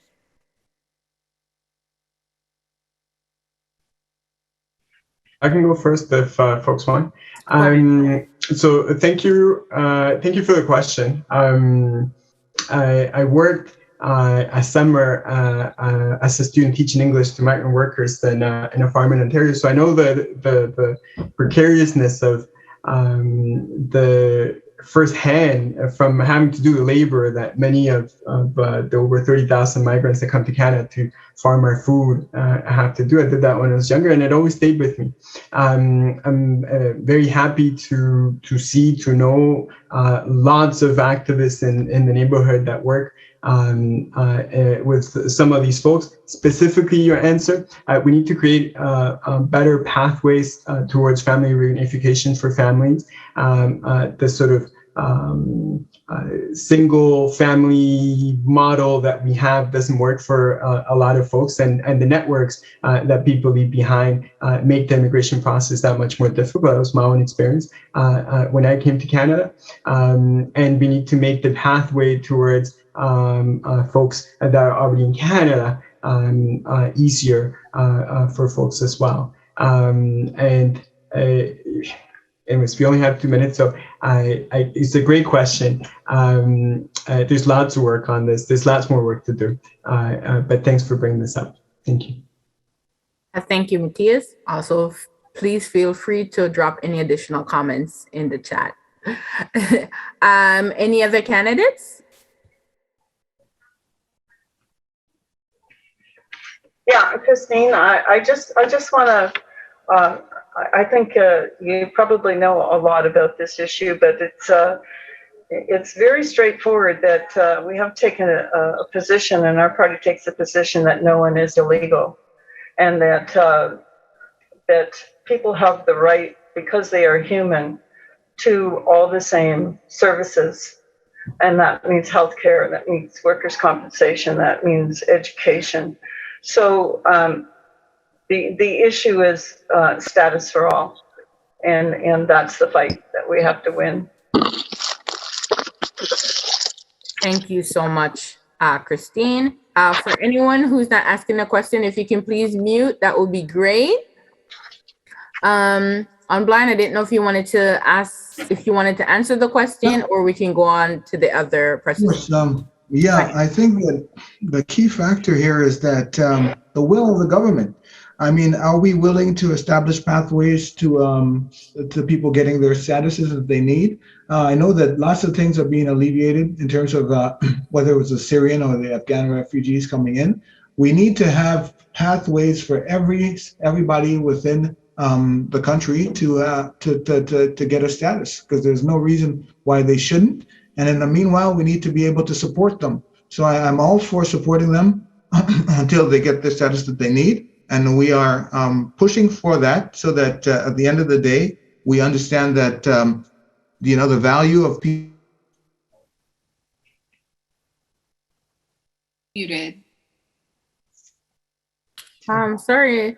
I'm blind. I'm not quite sure what happened to you, if you got muted or. Okay, did you hear any of what I said? Go ahead. Yeah. Just not the last 5 seconds. Yeah, just not. Yeah. Okay. I don't think it's a conspiracy. I was just saying that at the end of the day, the people who are in the community their well-being is key, and we need to protect their well-being. And so, in terms of whether it's access to access to avenues to citizenship or to status, or access to services, those are key things which I think need to be we need to advocate for, and we need to support them. So I would definitely be supporting them in accessing those services, and I do support them on a regular basis because I do work with immigrants as well and immigrant communities. Thank you so much. So the next participant will be Larissa. Larissa, if you can please go ahead and unmute and ask your question. Each candidate will have 90 seconds. Please go ahead. Hello, thank you for all the candidates and for the organizations that organized this town hall. I think it's really telling who showed up to answer questions, and it's very much appreciated. I have several, but I'm going to stick to the pertinent one. So in the Black Creek and Jane Finch area, the riding, I personally went through, there was a fire in the apartment, and that was an eye-opening experience for myself, seeing how many loopholes were there for people to try to maneuver. And if it wasn't for the organizations in the area and the grassroots organizations and the boots on the ground help, people wouldn't have received the help that they did get to help them through that one period of time. And the continuous check-in from those organizations, I know, have been really helpful for several people in this one experience. And through speaking about it with other people, I've noticed these loopholes are not small. They're very large gaps for people to be able to receive the help and the support needed during crisis moments. And that also then it was exasperated to see how large rental corporations are not being held accountable to their renters. And, things just kind of slide through and people make do. And along with that is the extra added stress that gets compounded with work, trying to still be able to pay rent, having to deal with issues of health and safety in their homes. So I guess my main question on a local level, I know this is like a federal election, how will your party help to support those smaller organizations that are doing that work? Like, how are those organizations going to be supported, where it's not just by the luck of the draw someone is able to get funding or grants or whatever to help, that it's more of a commonplace pathway to get the help that's needed, whether it be mental health, whether it be better housing, whatever the case may be, food. I mean, all of these organizations do this really important work, and that's what helps people in this area survive and at least alleviate some stress. But so I think that's my main question, is how we talk about, or a lot of candidates talk about, this work needs to be done, blah, blah, but how is that work going to be done? How does that link become stronger between these organizations of people that are doing tireless work from passion and and getting the help needed, and if the government's not going to do it. And I know this is a multi-level question. You're dealing with municipal, provincial, but how will the federal government hold those other levels accountable to get the work, to get the help that's needed?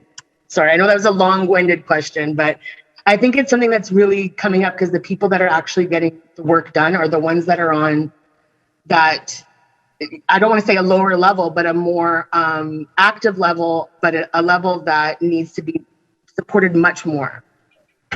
So, sorry. No worries. Thank you. So candidates, you will have 90 seconds to answer. I can try and answer that if it's okay. I think COVID is a really good example, and the pandemic is a really good example of the lack of a role for the federal government.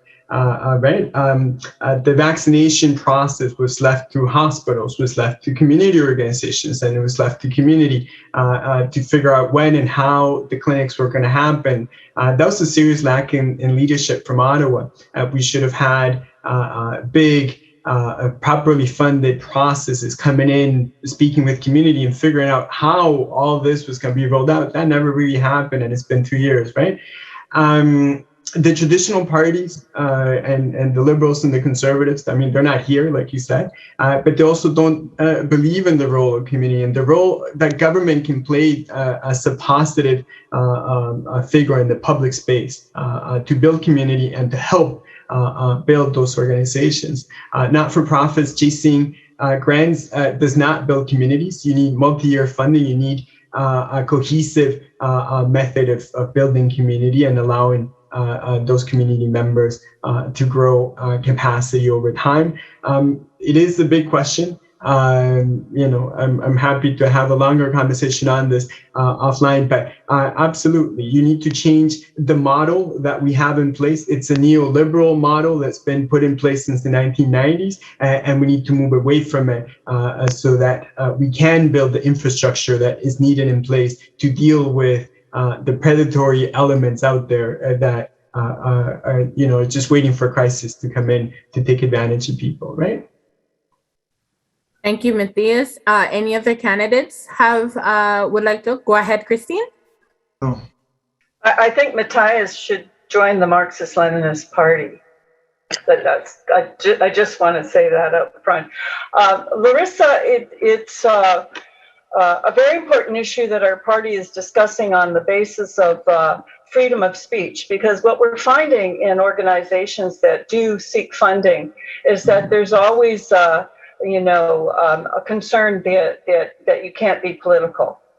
Okay, so we find that in the injured worker movement. As a matter of fact, all our groups in Ontario lost our funding because we were political. So now we operate on a volunteer basis and we have no funding outside of what we can put together. So this is the direction, like said, been going on for a few years, where if you need funding to do the work that you're doing, which is essential, you have to watch every word in your funding proposal. So you have to be very, very careful that you're not political. So I think the political Café has really broken the back on this and has provided a voice and a place for organizations to come together. And I think we have to challenge this gag order, this suppression of our voices politically, in order to get funds, in order to take care of the most, marginalized situations that we have in society: housing, education, poverty, food security, the essentials of human life. And we can't be political about it when we're asking for funding. So, this is the crisis. And so I think if we really look at the politics of stop paying the rich and increase funding for social programs, which our party promotes all the time, and I would love to see your voices in the pages of our online publications, and so that we can spread your knowledge and experience across the country. Thank you, Christine. Unblind, did you want to go ahead? I could chime in. Of course, I think that the key thing here is that we need to have evidence-based, results-orientated ways in which we allocate funds. It needs to be ethical. We cannot have no longer people rubbing shoulders. We've seen the sponsorship scandal a few governments ago. We've seen all types of people rubbing shoulders, corporations, elites rubbing shoulders with government in order to get funds, in order to alleviate and to abrogate others getting funds because they have a political stance. This is not the key thing we should be using to establish funding for organizations like your own. We need to have standards which are evidence scientifically based that enable us to go ahead and see what the results and what the organizations have been doing in the community. I've been in the community for a long while. I've been working with lots of organizations that have seen lots of positive results. So I, as a person on the ground, will definitely be advocating for these organizations to make sure that they do get their funding, that they do go through the paperwork, and that at the end of the day, if we are in power, that everything is based on ethics, it's based on the direction which the organizations are going and the results they've had in the community. Because that's the key. Have they had results? Are they enabling, assisting the community to grow? And all these things need to be kept in mind, and not the political orientation or the fact that they're close, chummy with anybody within the party or within the government. So these are some of the key factors. And of course, the direction which we're heading is towards a carbon neutral economy, but not only carbon neutral, an economy which has equal rights for equal people. Poverty is alleviated, and of course we have equal abilities and potentials for people to reach success in every aspect of their lives holistically. Thank you. Thank you. Thank you so much. So I know, folks, it is 7:54 and we do have 3 more questions. So if it's okay with everyone, if we just go a few minutes over just to give folks the opportunity to ask their questions. Okay, thank you, Matias. All right. All right, thank you so much. So the next participant will be Amanda. Amanda, please go ahead with your question, and each candidate will have 90 seconds to answer. Thank you. Hi, good evening, everyone. I apologize for having my camera off. I'm just driving. I'd like to thank everyone for putting this, organizing this meeting today. And my question right now is, and also I've been a resident of the community for a number of years. I've also been a tenant representative for the past 8 years in the Jane and Finch community.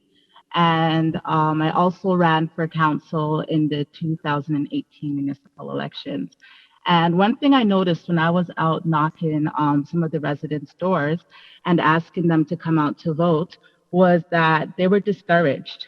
And we know that Humber River, Black Creek had the lowest number of voter turnout in the last federal elections. And I just like to thank Anna Kay and Butterfly for the amazing job they did in the article, the CBC article, and speaking to this issue. And many of the residents that I spoke to, they said that they didn't want to come out to vote because there was a disconnect between the political parties and the reality that many of the low-income residents face in the community. They felt that once they voted for the candidates, that their needs weren't addressed, and that the needs of homeowners and those who have a higher income bracket were put forth and they were neglected. So my question to you today is, how do you identify with the residents of the community and their experiences and challenges that they face on a daily basis in regards to issues that they have with affordable housing, food insecurity, unemployment, mental health challenges, school fees? I think it's very important that the person that the community members are going to vote for can empathize and be relatable to the community residents and be able to walk in their shoes. So I'd like to know, how do you guys identify and relate to the members of the community? Thank you, Amanda, for your question. And who would like to go first? I would go first. Okay, go ahead. Thank you for that question, Amanda, and thank you for running and for being, being able to run and being engaged in the community. I relate totally to these issues. I've gone through these issues. I've been in the community. I've walked in the shoes of lots of the residents. I continue to walk in their shoes, continue to live here at Grand Ravine. And I think that it's the key, what you're saying. People need to have people who represent them, who are authentic to their experience, authentic to their struggle, and can really authentically give their heart to supporting the community. We need to support the people who are living in poverty in the community, the people who are being stereotyped, who are being carded, the people who are going to be in these situations whereby which they need to have resolution. So for me, myself, I personally relate to these situations. I have lots of people I work with who are consistently with me and also within my campaign who represent the community very well. So we're looking to represent the community and to continue to represent it and to walk in the shoes of the residents, because we are definitely listening, hearing, and experiencing everything that the residents are experiencing in the community. So I beckon that we move towards this new way of doing things, which the Green Party is promoting, going towards a carbon neutral economy, and knowing that this is something which is going to include every part of our community. We're going to empower our youth to get better jobs, which are in the green sector. We're going to give them the education they need to fulfill that need. And we're going to establish basically something whereby which everybody is going to benefit. The Green Party is here to create a win-win scenario. And I'm here because I live in the community, and I know that we can adapt everything the Green Party is saying to the community. So the community will be embellished. And at the end of the day, everybody will be better off. Thank you. Any other candidates? Yeah, if I can answer to Go ahead, Matias. Thank you, and thank you for the question. And I think that's particularly important given that the incumbent is not in this debate, and as of now, there are no other debates that are being organized, and it's a real shame that we have an electoral system and that basically inhibits parties like the Green Party and others that have a very significant amounts of support nationwide, but aren't able to see those results reflected in the number of seats in Parliament. Their voices aren't sort of making it to Parliament in a sense. Importantly, and given the context of the recent CBC article, for example, calling an election during COVID, when we're going to have half of the polling locations, and we already have a much more reduced number of polling locations, so that people have a much more difficult time to go out and cast their vote in a neighborhood that was already difficult to do so, right? And where people are further away from the benefits of the systems that are out there. Is very difficult. We not only need electoral reform, then we also need to build community in a way that allows for people to feel reflected in what they see in their elected representatives. And I don't see that at the federal level, and that's why I'm running. In terms of the more personal elements of the question, I'm an immigrant kid. My mom was a single mom. I had to work over 21 jobs to pay off my tuition, $60,000 or more. I stopped counting at some point. It was too depressing. And it took me years to pay that off. But I know for a fact that if I was 10, 15 years younger, I would not be able to buy a house or pay it off, because it would be even worse now. And I want to pass it forward, and I want to make the experiences of the next generation better. And I want to help seniors, and I want to help families in the neighborhood have better lives. And you can only do that by listening and sort of being aware of your community and the needs in the community. A great question. Thank you. Thank you so much, Matthias. Christine, did you by any chance wanted to? I would just like to refer this question to my opening remarks of the necessity for democratic renewal, because I think that's what you're talking about, because this is a form of voter suppression that is the people not seeing their needs met. So that means we need to renew our democracy. And one way that we put forward is that we have constituent assemblies. So look into that whole issue of a constituent assembly whereby the people of the riding become part of an assembly that makes the decisions, that their voices are put forward, and that they elect the representatives to represent them. So it is a new way of looking at things, along with, a new direction for the economy that stops paying the rich and can provide social programs for people so they have some buy-in to democracy. Thank you so much. Ezra, please go ahead with your question. And after that, Cornel will be our final person to ask a question, and then we'll be wrapping up. Thank you. Okay, thank you. So I'll make this short. For all candidates, do you and your party support status on arrival for all migrant workers? Yes. I'll just say yes, of course. Because they're human, they have a right to status. If you work here, you have status. If you live here, you have status. And that's human rights. That's all I have to say.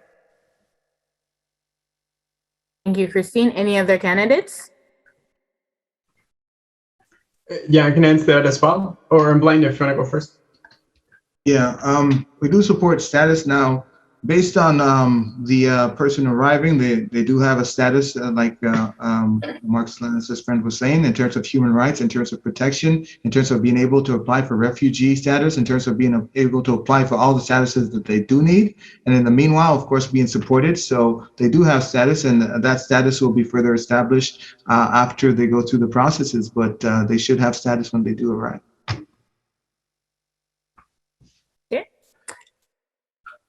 And then if I can answer that as well, the answer is yes.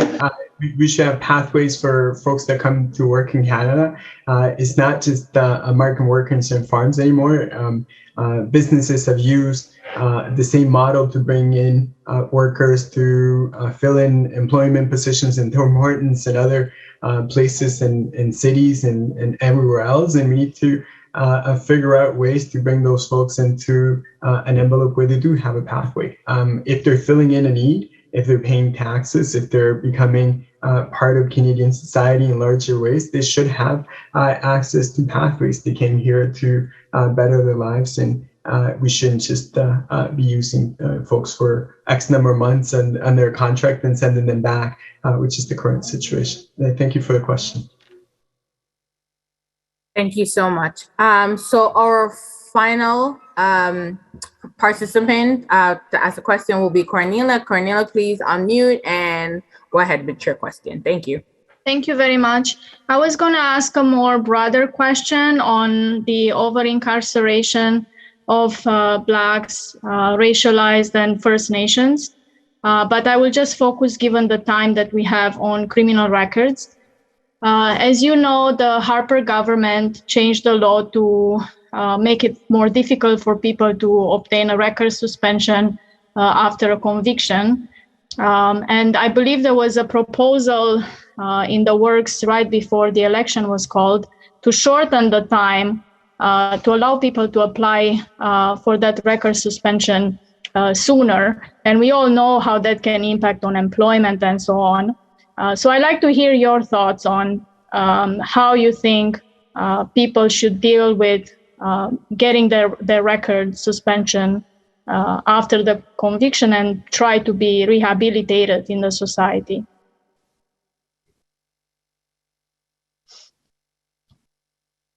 Please go ahead. Who would like to Can I answer that one? Okay, thank you. I do work with youth who are incarcerated, so I do see this criminalization of Black youth and the racism and the poverty structure which is currently in place. I think that what you're saying is totally valid. The processes need to be speeded. They need to be accentuated. The information needs to be given so that they are aware of how they can expunge these things from their record. We also need to expunge people who have cannabis charges from their record. So we need to expunge and decriminalize on a wider scale drugs which are for your own supply. We need to see this as a health crisis more than a criminal issue. We need to have access to these things, and we need to change the framework in which we're dealing with these things, because this framework is criminalizing people and holding them hostage for very long times in their lives, so that they sink into this vicious cycle of crime and recriminalization and, of course, recidivism for a very long time, because they don't have access to quality employment. So we need to speed in these processes. We need to assist people in expunging their records. We need to amnesty people who have those charges, whether it's cannabis-related charges. and we need to move on, because at the end of the day, these people are valuable members of our society, which have been racialized, who have been oppressed for a long while, and we need to understand it from a holistic perspective. And that's what the Green Party is proposing. That's what I'm proposing. I work closely with people who have these issues, and all the time help them in establishing foundations so they can expunge their records, so that they can get back into society and live fruitful and healthy lives. Thank you. Any other candidates? Yeah, if I can answer that. Oh, go ahead, Christine. Yeah, I just want to say that we often see, bills go before the government and then elections called and then they fall. Okay, and it's a trick, to try and get you to look at that party in power as, caring about humanity. So there's no care for humanity in these governments, whether it be Harper or Trudeau, or Harper and then Trudeau and then Conservatives and then Liberals and I'm concerned about the NDP, of course, or else I would be an NDPer. In terms of the governments that rule, we have to seriously think about that when another government comes in power, do they ever undo what the previous government did?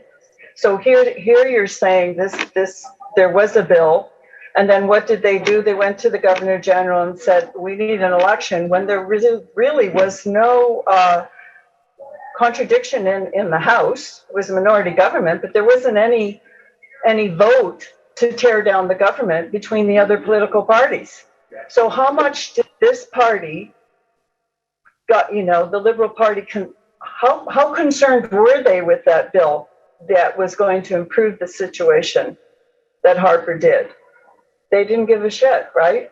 Or else they wouldn't have called an election, even under a pandemic. But there really was no need for the election to begin with. The parties weren't voting to put the government down. So, this is power usurped against the interests of the people. And you explained it very well. And I think if you serve time, then that's it. You have rights. Thank you so much, Christine. Matias, please go ahead. Yeah, thank you for the question. One of the reasons why I supported Jagmeet Singh as leader of the NDP is because of the work that he had done as the critic on the portfolio, on the province, on this very issue. One of the first politicians in North America to come out as we were beginning the process of legalizing marijuana and start pushing for the decriminalization of people that had been arrested for possession and distribution of smaller quantities and things of that nature. I think that as a country, we have so much more work to do in terms of anti-Black racism. We need to reform the RCMP. We need to do so much more than what we've done so far, and we need to get to a point where we allow folks that are coming out of the system to have the tools and the ability to leave the system, and to the folks like Unblind and others that basically are working with youth coming out of the system. And we need to give them the tools, and we need to provide the resources for them to be able to help those youth find better pathways, and it's not only the humane and ethical thing to do, it's actually better governance and entirely more efficient in terms of how we use our resources. We're wasting a lot of lives, and we're wasting a lot of money sending people to prison for minor things when there are significantly more important things that we could be doing as well. Thank you for the question again. All right. Thank you to all the candidates for participating tonight. And thank you for everyone, to the public, for coming out, asking questions. I want to thank everyone that's working in the back with the technical support, and also all the action groups that came together to do this, and also just for community residents to have an opportunity to meet some of the candidates. And once again, we really want to thank you for your time. I know it's 8:12, so I'm going to wrap it up really quickly and just saying thank you. And And I think Matias, you have dropped in where folks can. You've dropped your information in Unblind, please. And Christine, if there's any information that you want to drop, just quickly drop it in the chat of how community can get in touch with you. And once again, just thank you so much to the Political Cafe, to JFAB, to all the action groups, and to everyone that is here. Thank you so much. Thank you. All right, thank you, folks.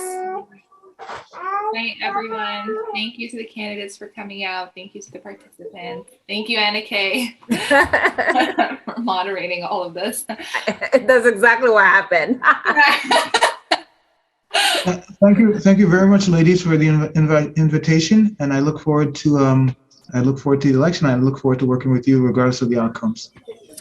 Thank you, Unblind, and I wish you luck, and I wish Matias and also Christine luck. Thank you so much, guys. Thank you. Thank you. Thank you, everybody. Thank you. Fareed, if you can stop the recording live, that would be great. Thank you so much.